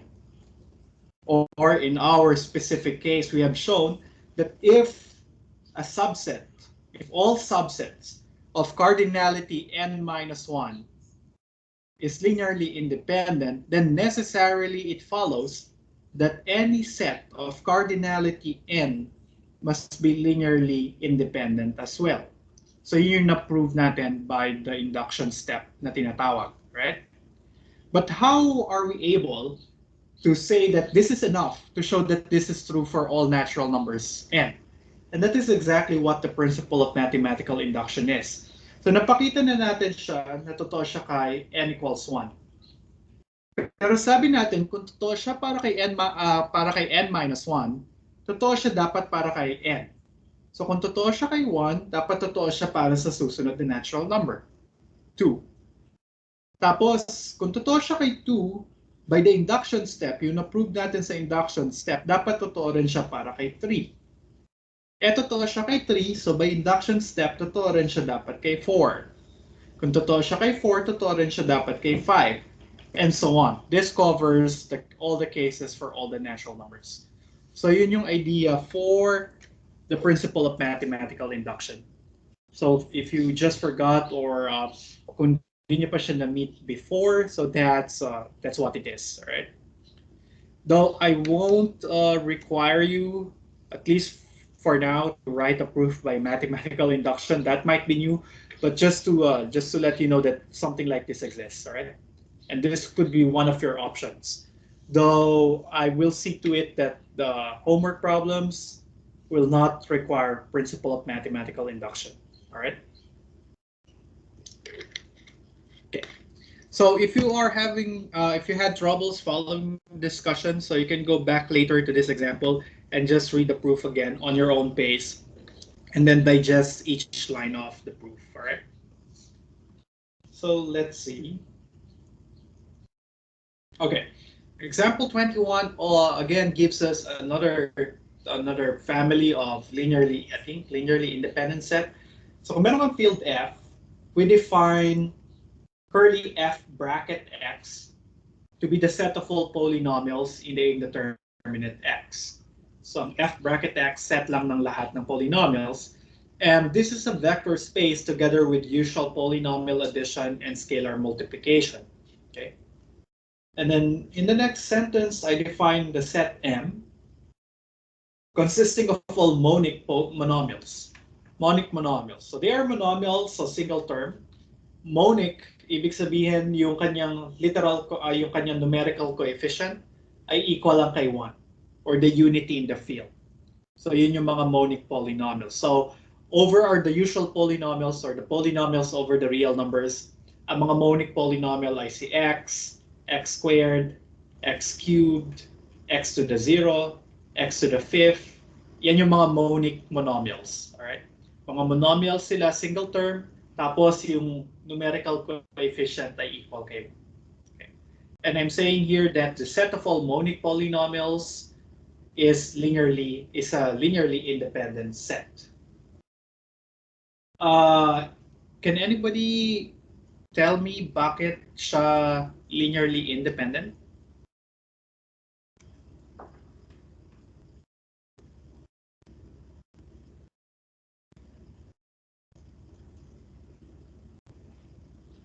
Anyone? Bakit kaya siya linearly independent? Because the zero vector, sir, is... sorry. Oh, go. Because the zero vector is in the set. The zero vector is in the set. Nope, wala yung zero vector sa set. So ano remember, yung zero dito, sir? Ano lang to? I mean, dun sa indexing. So ibig sabihin yung exponent, pwedeng mag-zero. Okay, sige. So kasama din x to the 0. So if you will write this down, this is x to the 0, x to the 1, x squared, x cubed, x to the 4th, and so on. And but remember that kapag ka yung zero vector ay nandun sa loob ng set, automatically linearly dependent na siya.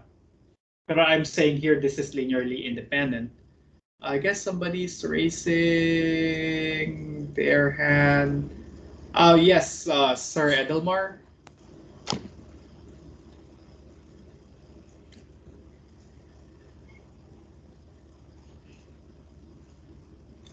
You want to say something?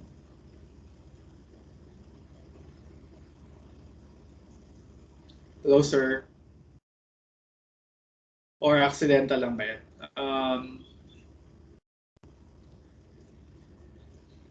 Okay, how about the others? Bakit kaya siya linearly independent? Just let me know if you want to write something on the screen so I can start whiteboard if you want. Bakit kaya siya linearly independent?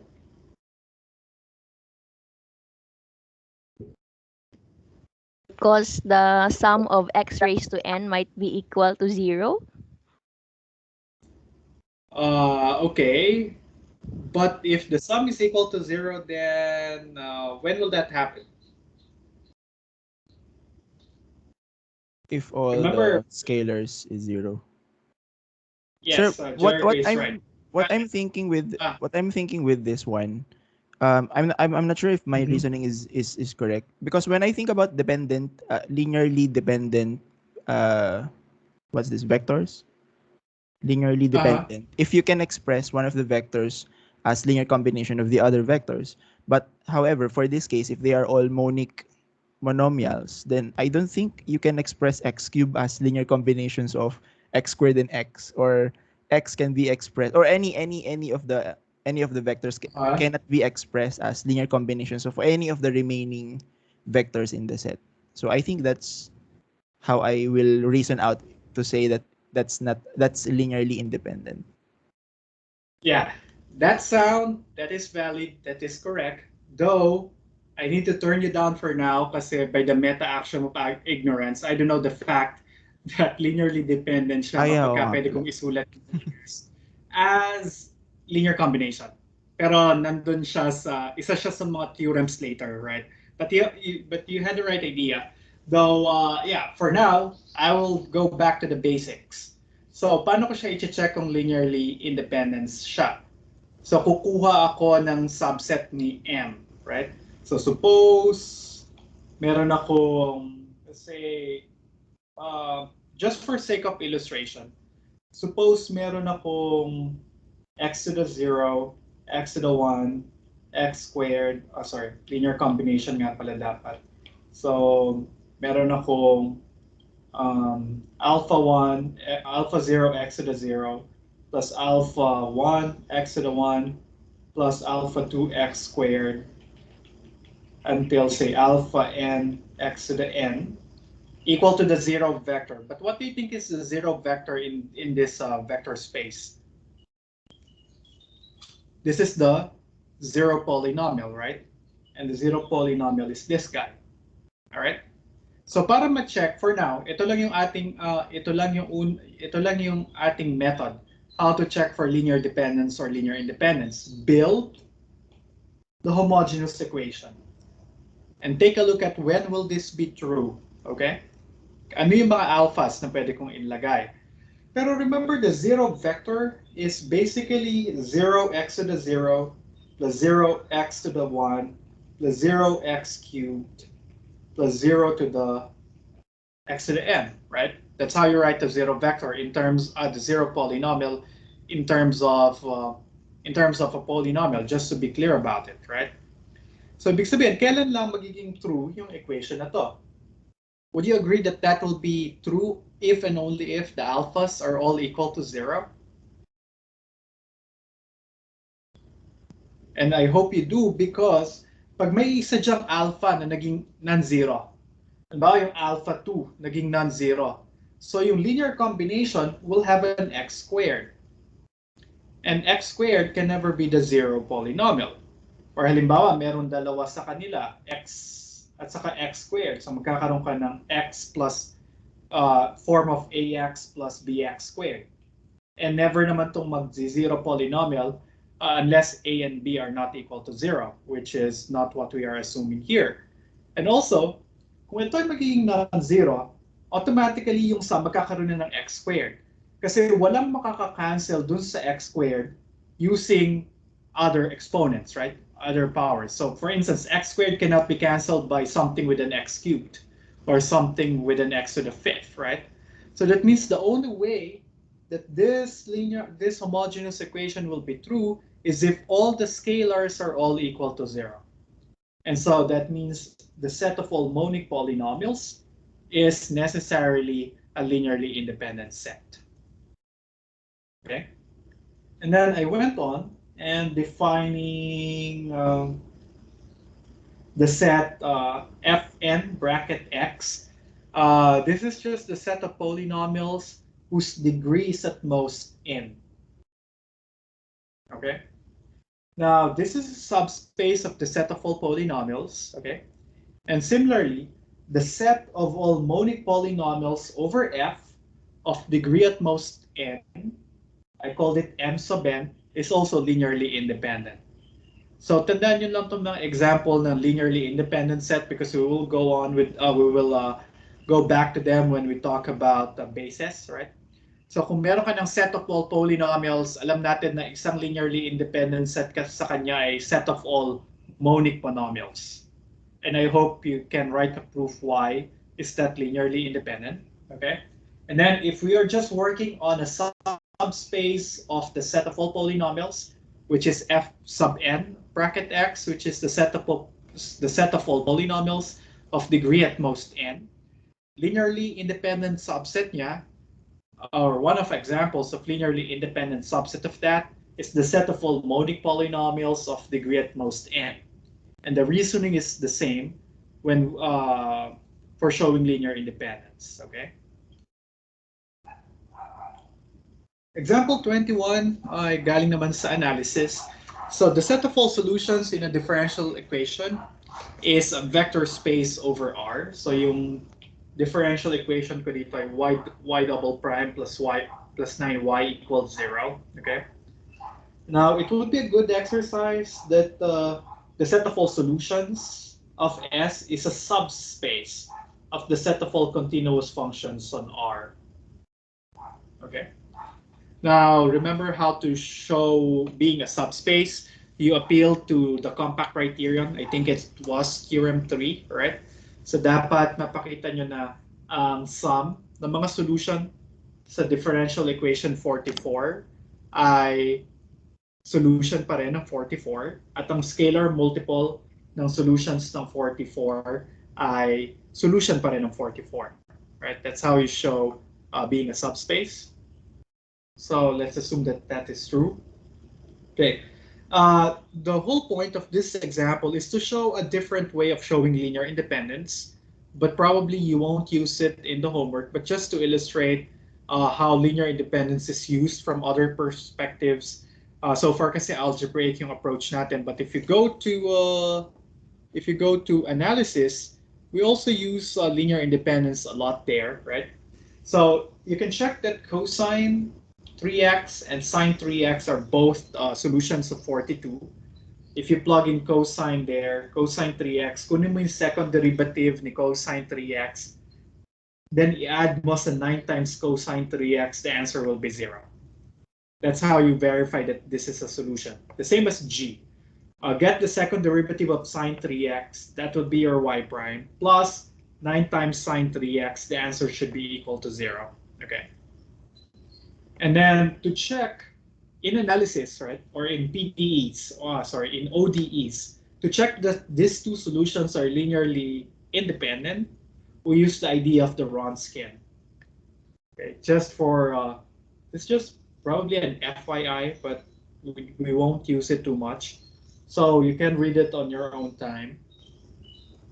The whole point of this example is to show that linear independence might take other forms in other branches of mathematics, but they point out to the same idea.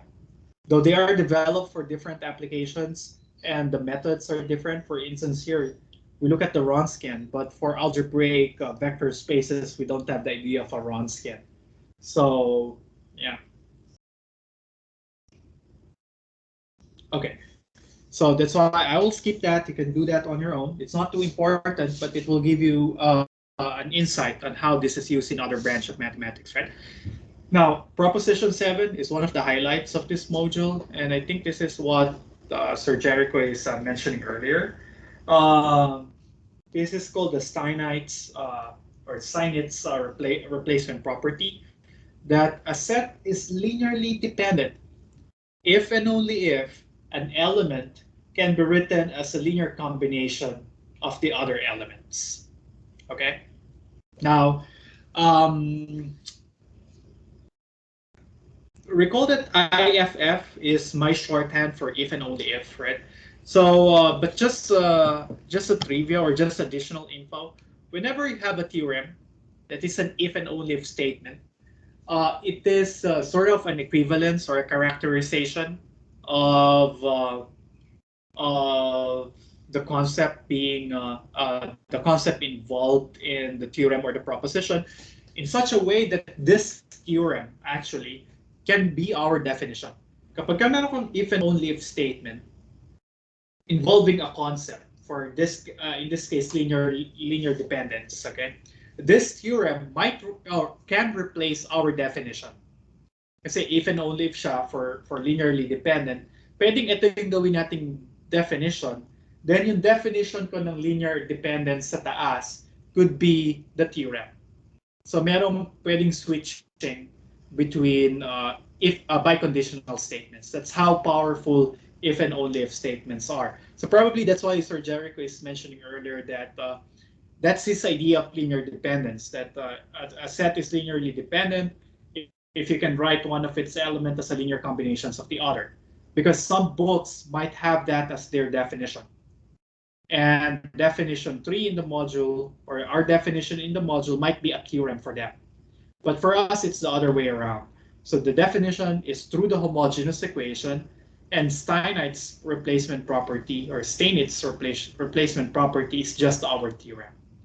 But of course, since we will be proving proposition 7 here, you can use proposition 7 in the homework already, all right?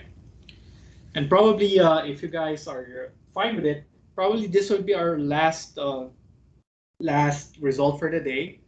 Siguro nakaka-ilang oras na ba tayo? Nakaka 2 hours na yata tayo. Though a good portion is me figuring out my internet connection. But yeah, I don't want to overload you guys with information.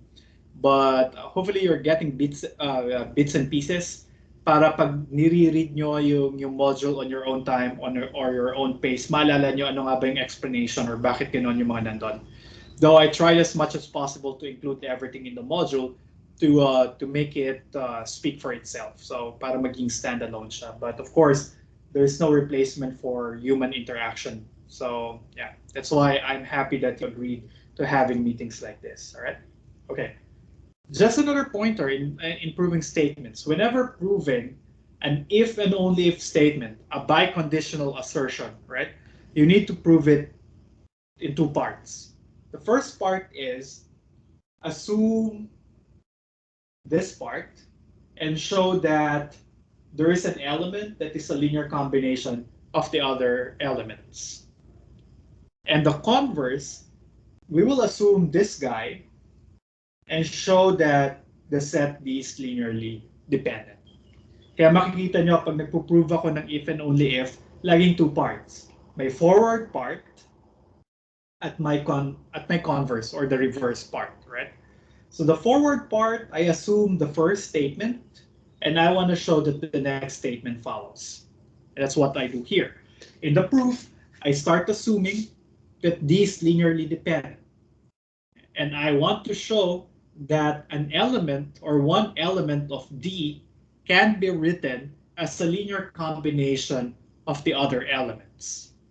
And one way to show that it can be written as a linear combination of the other elements is to give me how can I write that element as in terms of a linear combination. All right. Okay, let's see how I did it in the proof. Okay. Now, assume ko nga na siya ay linearly dependent. By definition, kung siya ay linearly dependent, ibig sabihin, yung homogeneous equation na to ay merong solution na yung mga alphas ay hindi lahat 0. Right? So, there exists a subset of D such that the homogeneous equation has the non-zero solution. So, yung mga alpha i's ay hindi lahat equal kay 0. That's the very definition of linear dependence. Okay? And since not all of them are equal to 0, sabihin ko kunwari, si AK yung hindi equal kay 0, o si alpha K yung hindi equal kay 0. So, i-isolate ko lang siya dun sa summation. Okay? So, remember, this is summation from 1 to n. Tapos sabi, sure ako, may isa dyan na yung alpha ay hindi equal kay 0. Kunwari si alpha k yung hindi equal kay 0. So ang gagawin ko, i-isolate ko yung alpha k dk mula dun sa rest of the summation. Okay? So alpha k dk, tapos ito yung natitirang terms mula dito sa linear combination na to. So essentially, hiniwalay ko lang yung alpha k dk. So true pa rin yung homogeneous equation. Okay. But the beauty about this expansion, I can add the additive inverse of this, or in layman's term, itatranspose ko yan sa kabila. Alright? So that means magkakaroon ako ng negative summation dito sa kabila. Or maybe I can do that here. Alpha k dk ay equals to negative summation ng alpha I di, all I not equal to k. Alright? Usual transposition. Or technically what we did is to add the additive inverse of the sum of alpha I di to both sides of the equation. Right? And then since alpha k is not equal to 0, then alpha k inverse exists. Right? Kasi si alpha k nanggagaling sa field and non-zero siya.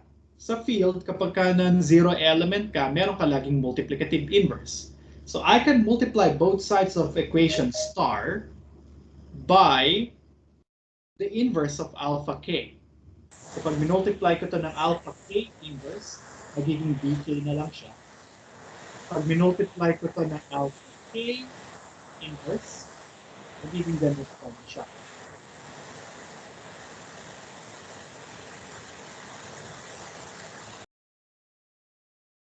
Okay? So that means I can write this equation. Okay. And then what can we say about this? Oh, look at this right-hand side.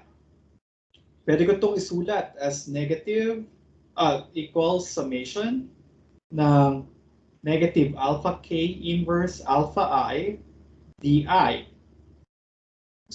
making or showing us that dk is a linear combination of the di's in the set D. And this is the expansion that we want. And thus we have proven that one element of the linearly independent set, which in this case dk, is a linear combination of the other di's. Okay? So this is what we call a proof by construction. So kung sabi ng theorem, there exists a linear combination for dk, then one way to prove it is to give me at least one of those linear combinations. And that's what I did. I showed that dk is indeed a linear combination of the other di's. And this hinges upon the fact that there is at least one non-zero scalar. So that magagawa ko yung alpha k inverse. All right? Does that make sense? Or pagod na kayo for the past, because we're talking math for the past 2 hours. But I hope that made sense.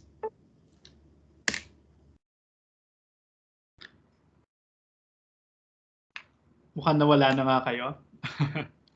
Ito pa, sir. Kinig pa, sir. Okay, good. Pero clear ba? Easy get the idea. Alright. Okay. So gawa na, kalahati na nung theorem. Okay. Now the converse, because it's an if and only if statement, it's a biconditional. So I've just proven the forward. Now let's try the reverse implication. Now for the converse, i-assume ko naman na si D1 ay linear combination ng ibang elements ni D. Okay? Halimbawa, si D1, kunwari, ay linear combination ng D2 hanggang kay Dn. Gusto ko namang ipakita ngayon na si set D ay linearly dependent, right? Because that's the other implication, right? Okay, now I'll work with this assumption. What do I know? I said I am assuming that D1 is a linear combination of D2 until Dn. So that means I can write D1 as this. Okay? At gusto kong ipakita na linearly dependent yung set D1 hanggang Dn. And how do I do that? Well, I can just take a look at how do I get a linear combination of D1 until Dn to be equal to the zero vector. Okay? Now, this is what I know. What I can do is to sort of transpose this to the other side of the equation in layman's term. But for us, being the technical persons we are becoming now, I will add to both sides the additive inverse of d1. Kaya magkakaroon ako ng negative d1 plus the summation. So that's after adding negative d to the left side. But if I add negative d to the left side, I will get negative d1 plus d1. I will get 0. But this form is familiar because this is a homogeneous equation. So I don't know what the alpha i's are. Typo. This is I going from 2 until n. Okay, kindly correct that. Okay. Now, wala akong alam kung anong itsura ng mga alpha 2 hanggang alpha n. Alam ko lang mga scalar sila. I don't know how they look like, right? But it seems that if I will add it to I will add their sum to negative d1, I'm getting the 0 vector. So hindi ko alam kung ano yung mga itsura ng mga alpha 2, alpha 3 hanggang alpha n, pero pwede kong sabihin na, oh, insert ako dito ng alpha 1. I can rewrite this as alpha, okay. Balik ko siya. Okay. Pwede ko itong tingnan as alpha 1 d1. Para lang magmukha siyang homogeneous equation na nandun sa definition ng linear dependence, right? But this is still true. What is alpha 1? Compare mo lang itong dalawa, makikita mo alpha 1 is equal to negative 1. Alpha 1 is the additive inverse of the unity. Or in layman's term, alpha 1 ay negative 1. So ibig sabihin si alpha 1 ay negative 1, idadagdag ko siya dun sa linear combination equal kay 0. Okay?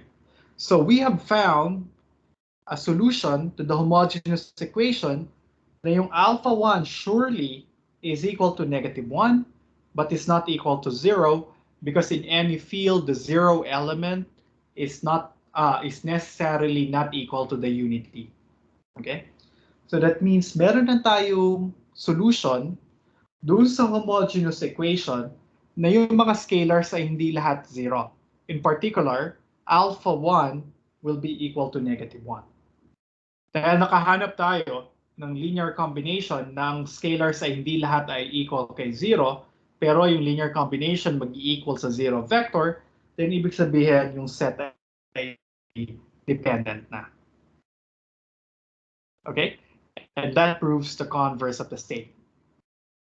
Now, this theorem is a nice way to see that when we say linearly dependent or linear dependence of a set, that means na meron dong isa, at least isa, dun sa mga vectors dun sa set na yon na nakadepende yung existence dun sa ibang members ng set, right? So if you have a linearly dependent set, it seems that at least one element on that set depends on the other elements of the set via a linearity operation, which is just a linear combination. Kaya siya linear dependence. Kaya probably some books prefer to define linear dependence using the Steinitz property. Because if it's linearly dependent, then one of the elements of that set depends as a linear, in the sense of linear combinations, on the other elements of that set. Kaya siya linear dependence. And the thing about linearly dependent sets, or kapag ka meron kang element na linearly dependent dun sa ibang elements ng set, that means that element does not carry any information about the vector space that is not yet already offered by the other elements. So wala kang information na bago na makukuha mula dun sa element na linear combination ng ibang elements. Kasi yung information na masusupply niya ay masusupply din ng ibang mga elements dun sa vectors, dun sa set.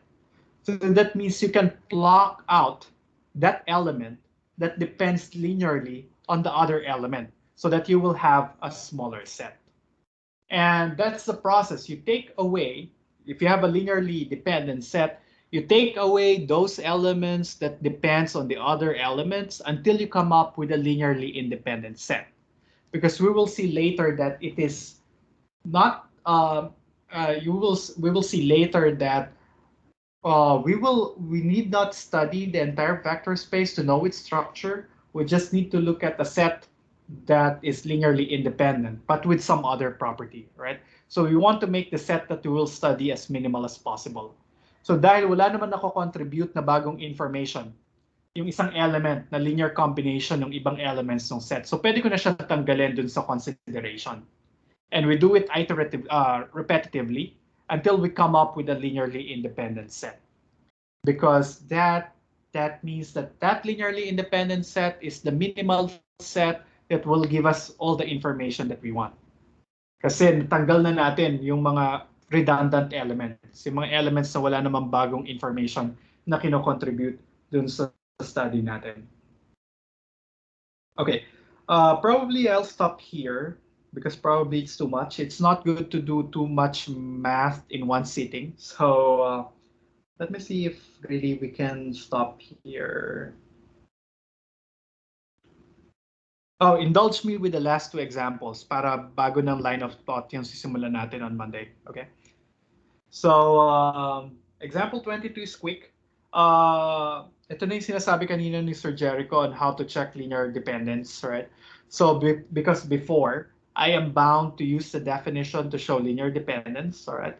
But an alternative way right now is to use proposition 7 or the Steinitz replacement property na para mapakita na the set D is linearly dependent, then I will search if one of the vectors in the set D is a linear combination of the other elements of that set. And true enough, the third vector, 0, -2, -1, can be expressed as a linear combination of the first two vectors. That means this is linearly independent. This is linearly dependent. Kasi yung third vector, linear combination siya nung unang dalawang vector. Okay? So eliminated na yan if you want to have a linearly independent set. But can we check if if the first two vectors are linearly independent? So pwede ba nating ma-express as a linear combination nung isang vector yung isang vector? But this is easier because we will just need to check if one of the vectors is a scalar multiple of the other one, right? What do you think? Pag yung dalawang vectors lang ba na nasa box ang gawin kong set D, linearly independent na ba yun? No, sir. Why? Because there is a 0, sir, in the combination of the vector, sir. Yeah, yes, sir. Yeah, meron 0 doon. So we put a reason of F and only F that this elements under column 2, row 2 would be eliminated and would just be considered as linearly independent. Sorry, Sir Edelmar, medyo choppy, but I think you're pointing out that dahil meron kang 0 dito sa gitna, dun sa second column or second vector, ibig sabihin hindi ko kayang i-express etong vector na to as a scalar multiple of the other vector. Tama ba? Kasi pag minultiply ko to ng scalar na not 0, ibig sabihin yung second component niya magiging non-zero. Na hindi ko maisusulat etong 603 as a scalar multiple ng 312. So, ibig sabihin, pag ito na lang dalawa, yung nasa set D, linearly independent na siya. Pero kung tatlo sila, hindi pwede kasi yung 0, -2, -1 ay ay linear combination ng previous two. Okay? So, proposition 7 gives us an alternative para mag-check ng linear dependence. Okay? Now, last example, medyo high-tech or medyo high-level application ng Steinitz property. So CF a usual vector space of all functions from R to R, and we will consider the set D of the form f sub a of x. Yung f sub a of x, sila lang ay yung absolute value functions of the form absolute value of x minus a, where a is a real number. So anong itsura nito? So sila lang yung mga V-shaped graphs. Tama ba? Yeah. Hindi pala.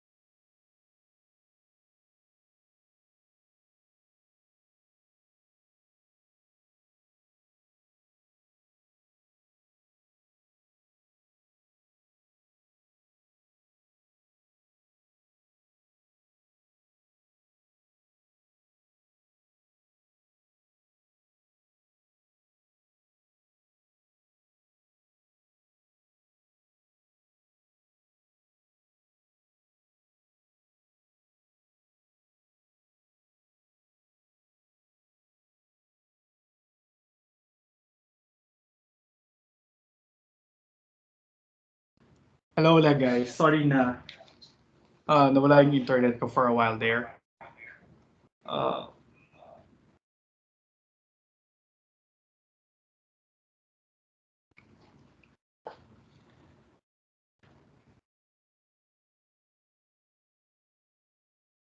Okay, I'm just about to illustrate how the f sub a's look like.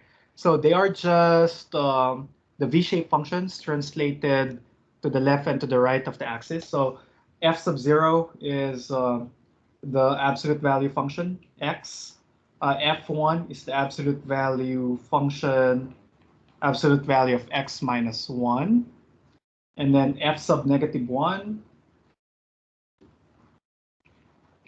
is absolute value of x plus 1, and so on. All right? So yan yung itsura ng mga elements ng ating set D. All right?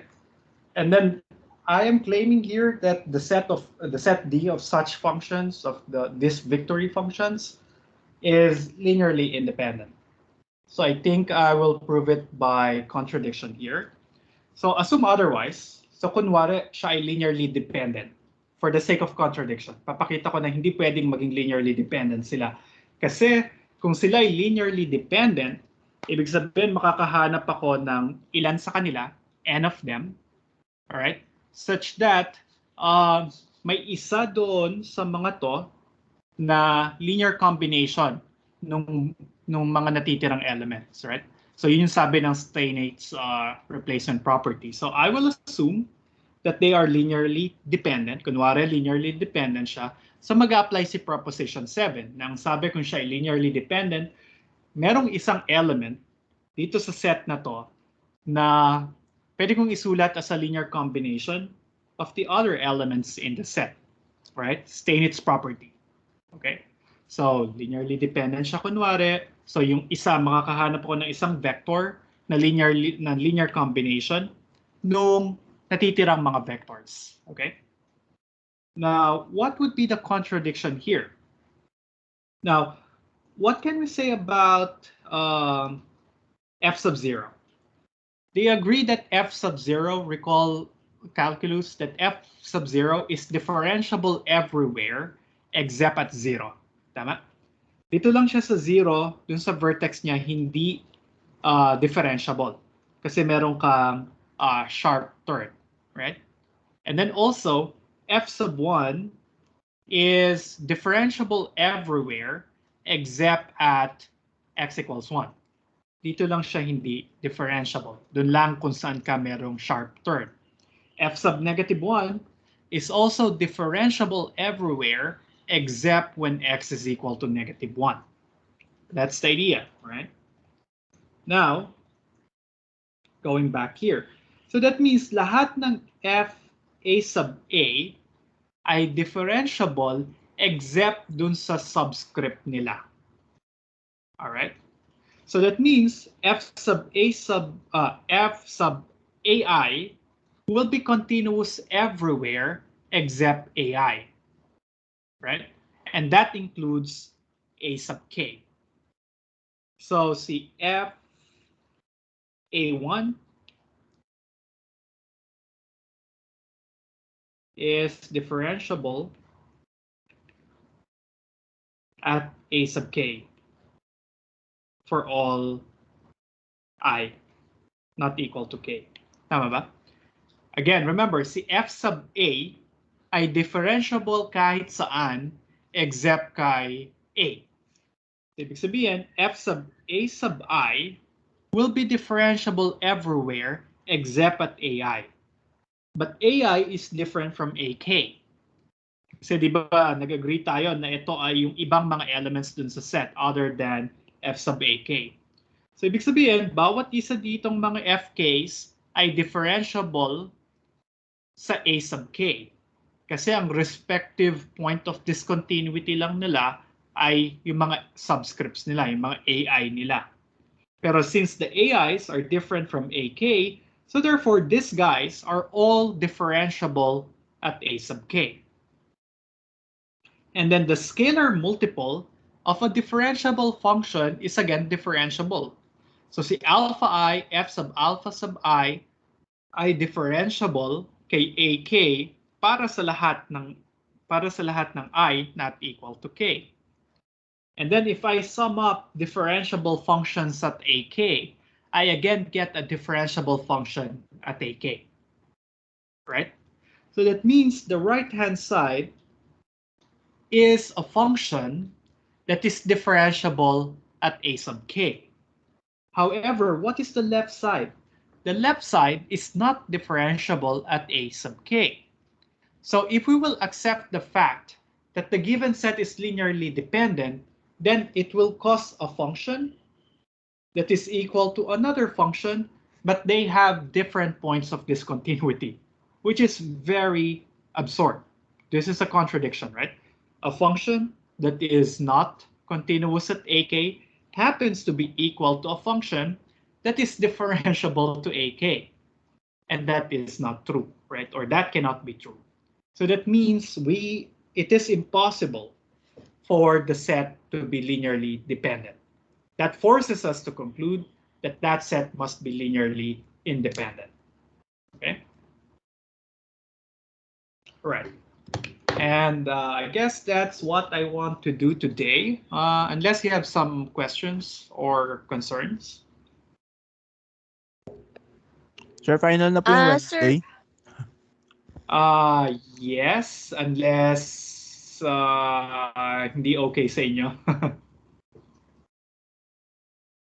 Sir, dito po sa sa proof po dito, 'di ba? This is true because of course every differentiable function is continuous. And of course tawag dito, yung differentiable functions yung subset ng continuous function and not the other way around. Yun, 'di ba? Yes. Okay. Pero yung argument ko lang ay kailan differentiable yung mga functions. So, yung mga AKs, kasi di ba lahat sila ay halimbawa, ito si AK kunwari, naka-fix si AK. Siya kasi yung ginawa natin na si F sub AK siya yung linear combination ng mga natitira, right? So kung mapapansin mo, si F0, halimbawa, of course it's continuous because it's differentiable. Pero hindi siya differentiable dun sa vertex niya kasi meron dong sudden turn. So, pero everywhere else, siya ay continuous, siya ay differentiable. So that means F0 is differentiable at AK. So si F1 ay continuous everywhere, siya ay differentiable everywhere except at 1. So ibig sabihin, differentiable si F1 kay AK kasi hindi yun yung point of discontinuity niya. And so when I add these two functions, the sum of F0 and F1, that should also be differentiable at AK. Kasi sum siya ng dalawang functions na differentiable kay AK. And differentiability is preserved under addition. All right? So ginawa ko lang siya in that fashion. So kaya lang itong mga FIs, lahat sila ay differentiable sa AK. So dapat yung sum nila differentiable din sa AK. Pero sabi ko si FAK ay equal dito, pero si FAK ay hindi differentiable sa AK, which is a big lie. And that's the contradiction that I was trying to point out here, right? So hindi ko na kinailangan yung continuity kasi lahat naman sila magiging continuous pa rin. I will not be able to find a contradiction using continuity. Pero your assertion is correct. Lahat ng differentiable function ay continuous, pero hindi lahat ng continuous function ay differentiable. All right, so I hope that cleared things a little bit. Yes, Miss I. Hi, sir. Would you still have time to go over the homework problems? Oh, sure. You can give us hints then. Yeah, kung game kayo, yeah, I can stay a little bit longer. Yeah, I'm just worried na baka info overload na, so yeah, but probably you're starting doing the homework, so yeah, let's see. Let me just browse till the end. Oh, by the way, remember for this homework you just choose 5 out of 6, right? So 5 out of 6 na lang, and the deadline so far we have agreed on is on Wednesday. Pero parang ramdam ko ay meron yatang suggestion si Sir Jericho. Buchanan Friday. Ang problema ko lang ay masyadong mapupush. Hindi tayo makaka-move on sa homework. Hindi tayo makaka-move on to the next module. Hindi sir, okay lang. Basta po yung yung kasi syempre din namin yung yung markup, yung mga ganun. Or why not medyo may clean na yung timetable. So why not let's make it this way.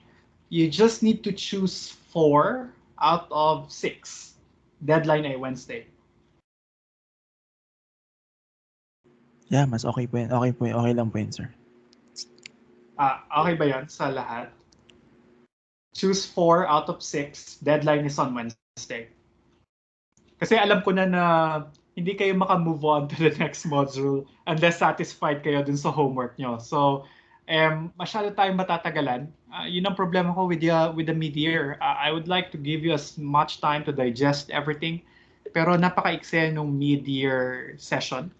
Unless lahat kayo papayag na incomplete or EXT yung grade tapos magko-complete tayo for the next year para makover natin in our own pace yung algebra. But I don't think you'll be fine with that. You want to get to move on with this thing. matapos ang mid-year. So, and I don't know Last about sem na po namin, sir, so hindi pwedeng i-XT yung grade. last sem din eh. Okay, so yeah, kailangan nating tapusin. Right, so yeah, hindi na kayo pwedeng mag-EXT. So yeah, let's just make it then. Choose 4. And then deadline is on Wednesday. Okay. Let me see. Okay. So this is on Wednesday. Choose 4 out of 6. Okay. So let's see. Let V1, V2, V3 be distinct elements of a vector space V over the field F. So under what conditions is this a linearly dependent set? Oh, by the way, ito pala yung deal when I give hints to homeworks. So you might have noticed this in the way I graded some of the items na nagbigay ako ng hint. Medyo nagiging more strict ako dun sa items kung saan nagbigay ako ng hints or dun sa items where I almost gave you the solution. So I want to see the details and I want the arguments to be written clearly with the details included. Hindi lang kung ano yung sinabi ko sa klase. So it might be natural for you to think only 2 steps, say a 2-step proof. Yun possibly yung naisip nyo. Pero kung binigay ko na sa klase yung 2-step proof or in-state ko na siya as a hint yung 2-step proof, I will be looking for the tiny details in between. Just for me to be sure that you just didn't write what I said. So kaya maghahanap ako ng konting meat dun sa solution. So that's why medyo binabalance ko the amount of hints I give so that hindi kayo malimit or hindi ako mag-expect ng masyadong detalyadong proof from you. Okay? So let's see, problem 1. So see, V1, V2, and V3 are fixed elements of a vector space. The only restriction on them is that they are not equal to each other. So tatlong magkakaibang elements yan. Tapos yung alpha 1, alpha 2, alpha 3 are also fixed elements ni space, ni field F. And then ang tanong, kailan to magiging linearly dependent? Okay. One thing that you can do here is to set up the equation. Of course, hindi ko lang hanapin yung nandun sa definition. So kailangan ibigay nyo, ano dapat yung relationship possibly ni alpha 1, alpha 2, and alpha 3 so that this is linearly dependent. So what could be the relationship or what could be the conditions that are satisfied by alpha 1 and alpha 2 and alpha 3 so that this set D is linearly dependent? Okay, so probably you can start your solution by setting up the homogeneous equation. So ano yung itsura ng homogeneous equation? So possibly yung homogeneous equation nyo say beta 1, kasi kailangan kong gumamit ng ibang scalars para doon sa homogeneous equation. So kasi yung unang vector ko ay si alpha 2 beta 3 v3 minus alpha 3 v2 plus beta 2 alpha 1 v2 minus alpha 2 v1 plus beta 3 yung third vector which is alpha 3 v1 minus alpha 1 v3 equal to 0. Okay. So and then the thing here is that for the set to be linearly dependent, then beta 1, beta 2, beta 3 must not all be equal to 0.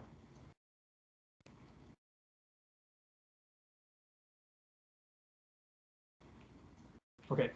So can I find or can you find a relationship between alpha 1, alpha 2, and alpha 3 so that this equation is true even if beta 1, beta 2, beta 3 are not all equal to 0?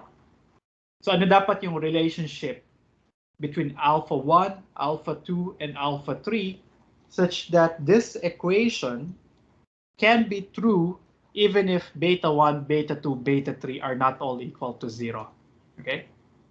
So, ibig sabihin kung may sinasatisfy na property si alpha 1, alpha 2, and alpha 3, then this homogeneous equation will have a solution aside from beta 1 equals 0, beta 2 equals 0, beta 3 equals 0.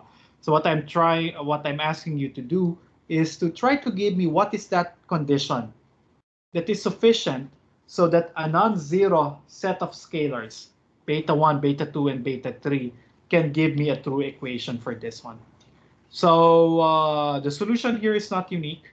So you can give me various conditions on the alphas such that yung homogeneous equation will have a non-zero solution. Okay, so what you can do is to just expand this, write it in a simplified form, and see ano po yung posibleng relationship between alpha 1, alpha 2, and alpha 3. But again, this is just one approach. This is the first approach that came to my mind.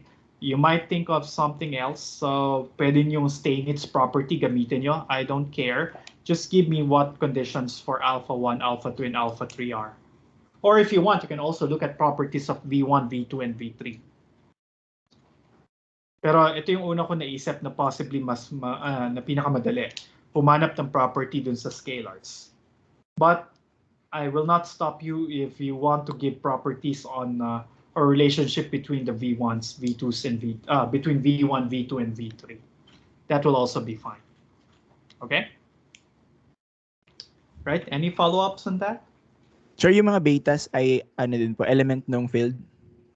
Tama po, di ba po? Element sila, yung betas ay element ng scalar, ng field. Anong V po? Ng F. Ng F po. Kasi di ba, pagka kumukuha ka ng linear combination, itong mga coefficients na yan ay nanggagaling dun sa field. So para maging linearly dependent yung set D, dapat si B1, B2, and B3 ay mga scalars na hindi lahat equal kay 0 such that this equation is still true. Okay? Now, for problem 2,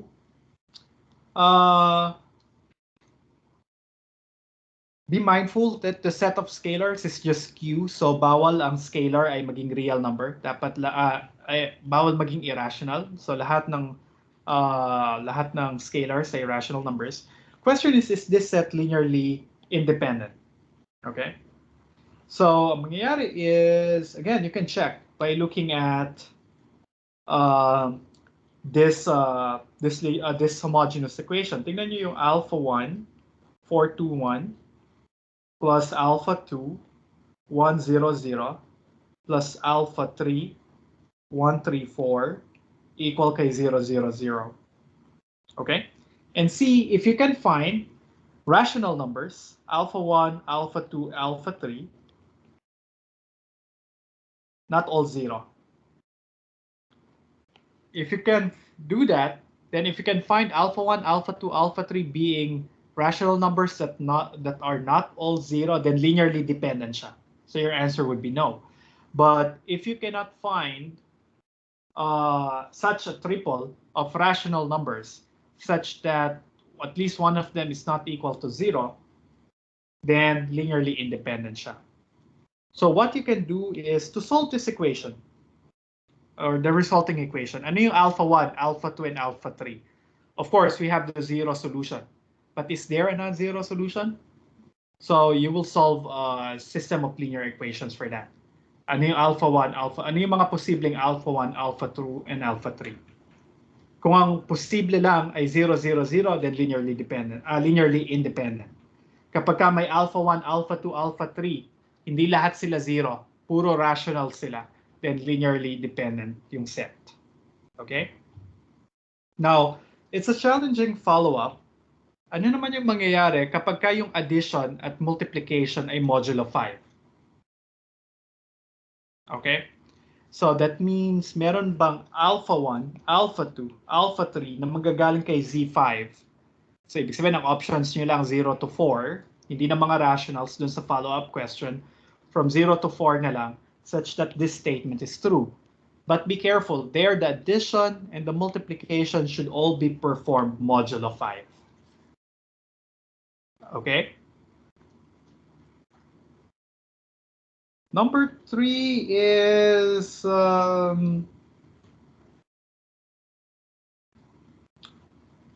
quite a theoretical exercise. So actually hindi ko pa Hindi ko pa nasusulat yung proof nito. I haven't thought of the proof of this right now. Pero the idea is, it's saying that kunwari si field F, si vector space V ay generated by a finite set V1 until Vn.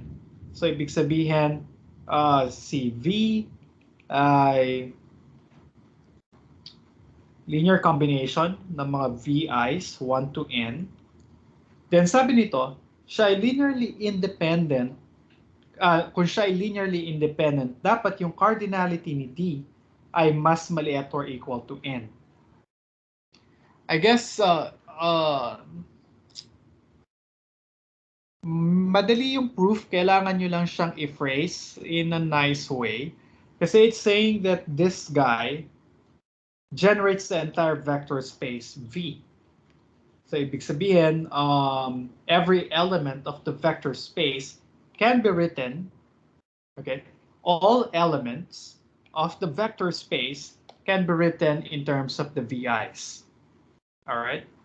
And then it says here that if you will get any linearly independent set, then the cardinality of that set D cannot exceed n, which is the cardinality of E. All right. Maybe let me compose my thoughts on problem 3 later. So probably on Monday, I can give you more hints on number 3. I have an idea, though I haven't written it on paper yet. So baka ma-mislead ko kayo dun sa solution. I need to check my line of thought there. But that's the idea. Kumuha ka ng linearly independent set, pakita mo lang na yung hindi siya pwedeng lumampas ng n elements. Dahil merong set of n elements na nakaka-generate dun sa buong vector space. I think Golan has a proof to this problem 3. You can take a look at it, rephrase it, and submit it as your homework, right? So yeah, I'm gonna read the proof and then try to make it your own. Insert some details to it kasi kung makikita nyo, yung proof ni Golan ay hindi ganun kadetalyado. So try. It wouldn't hurt if you will start the proof on your own. Okay. Problem 4.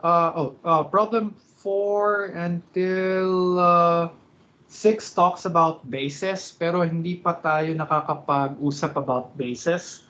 So perhaps I'll give you hints for problems 4 to 6 on Monday na lang. Kasi kung hindi nyo pa nabasa yung part about bases, I don't think there's a point in me giving you hints for problems 4 to 6 kasi perhaps you won't have any idea after all. So unless for those who have read or who knows basis already, if you have specific questions, I can address them now. But otherwise, I would like to defer hints for problems 4 to 6 until after we have talked about basis. Yes, Jim? Sir, sa problem, homework 2 ba yun? Anyway, sa lahat na lang po, in general, if I use matrices to solve any of the problems, would that be a violation of the meta-axiom of ignorance or hindi siya kasi kasama naman ang matrices sa module na to? Pwede siya kung yung statement mo, kung yung statement ko na what I'm understanding is you will use properties of matrices para ma-prove yung isang problem. That would be fine. Just give me the proper reference. Ano yung theorem na kinote nyo, galing saan. But be careful. That will only apply when the statements to be proven are about matrices. Kasi mas general yung ginagawa natin dito. So, nagpo-prove tayo ng statements about vector spaces. The set of all matrices is just an example of a vector space. So, pwedeng may mga properties yung mga matrices na totoo para sa kanila, pero posibleng hindi yun mag-hold sa ibang vector spaces. Pero kasi most of the statements that we are proving will work for any vector space. They will work for matrices, but the properties of matrices might not hold for all other vector spaces. So just be careful. Pero it's fine as long as you will give me the proper references, okay? Also, but be mindful because you might be tempted to use a certain statement to prove one of the statements I'm asking you to prove, but essentially that result that you're trying to quote or to use might just be a restatement of the statement to be proven. So be careful also when reading statements from other books, because they might just be a restatement of the thing that I'm asking you to prove. So therefore, you are not allowed to use that kasi siya rin mismo yung pinapaprove ko sa inyo. So yeah, just be careful about reading those statements. So yeah, do not use restatements of a theorem or a homework problem to prove itself or to answer itself, okay? All right, any other questions? Sir, follow up dun sa number 2, katulad ng sinabi ni Ma'am Juana. For example, if we were able to come up with parang 'di ba, parang ano to, sets of equation, hindi na po pwede po ba namin hindi na ipakita kung paano namin nakuha yon equation na yon? For example, for alpha, beta at saka yung gamma. Right, pakita namin na na there are no possible combinations of numbers na aside from 0. So we can say that they are linearly independent. Pero papakita pa po namin yung process namin on how we come up with that parang simplified equations. Kung simplified equation lang, pwedeng hindi na. Pero halimbawa, gusto mo sabihin na 0, 0, 0 lang yung solution. Apo, yung kailangan ganun po. Yun sa akin kung bakit 0, 0, 0 lang yung posibleng solution. Okay. Pero for instance, ginawa mo to sa solver, tapos sinolve mo, sabihin mo lang na using a solver, I found alpha 1 to be equal to, say, halimbawa lang, 3, alpha 2 is equal to 4, alpha 3 is equal to -5. Okay lang sa akin yun. Hindi mo na kailangan ipakita paano yung elimination mo, paano yung substitution mo, paano yung Cramer's rule mo, or kung gumamit ka lang ng solver, pwede mo sabihin, halimbawa, sinolver mo to, binigay ng solver, 3, 4, -5 is a solution. Then, you can just say that using a solver, alpha 1 could be 3, alpha 2 is 4, alpha 3 is 5, and they solve this equation. Therefore, it is linearly dependent because you were able to find 3 scalars, not all of them equal to 0, such that this equation is true.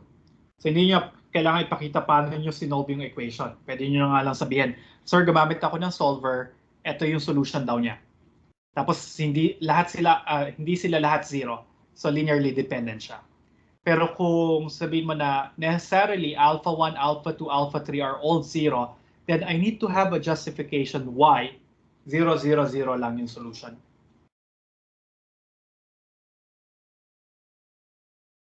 I hope that made sense.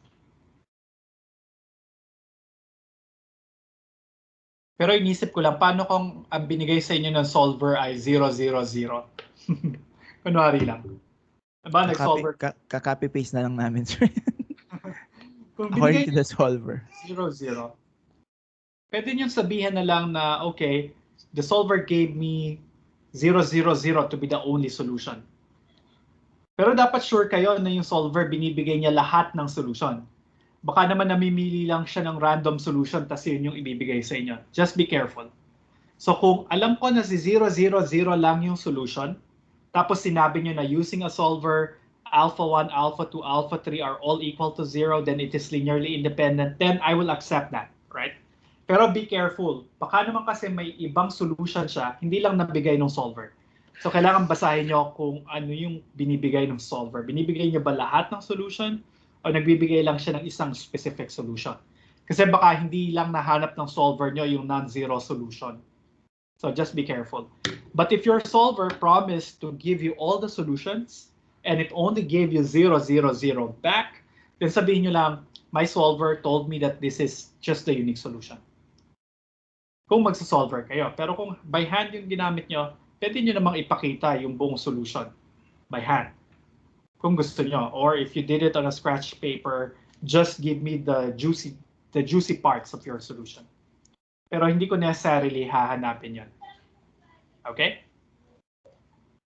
I guess that's also one skill that I want you guys to have. Actually, kahit sa mga naging estudyante ko dati, ma-distinguish ano yung juicy part ng solution or what are important parts in the solution that they warrant to be included in your final work or final output. So, isa rin siyang skill na makukuha nyo along the way. But yeah, just try to do that and then let's see. I hope that made sense. Other concerns, questions? Going once, going twice, going thrice, and so that's it.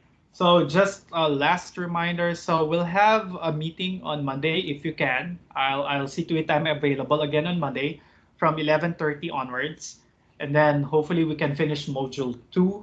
So I can give you hints for problems 4 to 6. Also, I can share to you my thoughts, my detailed thoughts on problem 3. Tomorrow is a holiday for us. Bawal magtrabaho ng linear algebra bukas. It's a Sunday devoted to yourself, to your family, and so on. I know you had been through a lot with module 1 and module 2. With module 1, homework 1 and homework 2. I appreciate all your efforts. That might not have shown in the way I graded your homework, but just give it to me. I'll make sure that you feel appreciated at the end of the semester when I decide what your final grade would be. All right? So don't worry. I appreciate all your efforts, all your hard work. Yung mga nagsasubmit ng 2 a.m., 3 a.m., 4 a.m., I greatly appreciate all your efforts. That's why kung gising pa ako, I try to give my feedback minutes or hours after just to show you that I really appreciate all the efforts you're putting into the course. But I don't want you to sacrifice your own sanity to it. So tomorrow is a hard holiday for us. Walang magsasubmit ng homework bukas So I don't want you guys to work tomorrow. That's why the deadline would be on Wednesday, 11:59 p.m. You need only to choose 4 among the 6 problems. Okay. If you can do more, then good for you. But just target to do 4 out of 6. Okay. And if that's all, then let's call it a day. Thank you all for coming. I really appreciate it. And then let's just see each other again on Monday. All right? Bye, everyone. Salamat po, Salamat, Doc. sir. Thank you po. Thank you, sir. Thank you, Sige sir. po. Welcome. Salamat po. Bye-bye. Bye-bye po, sir. Salamat po.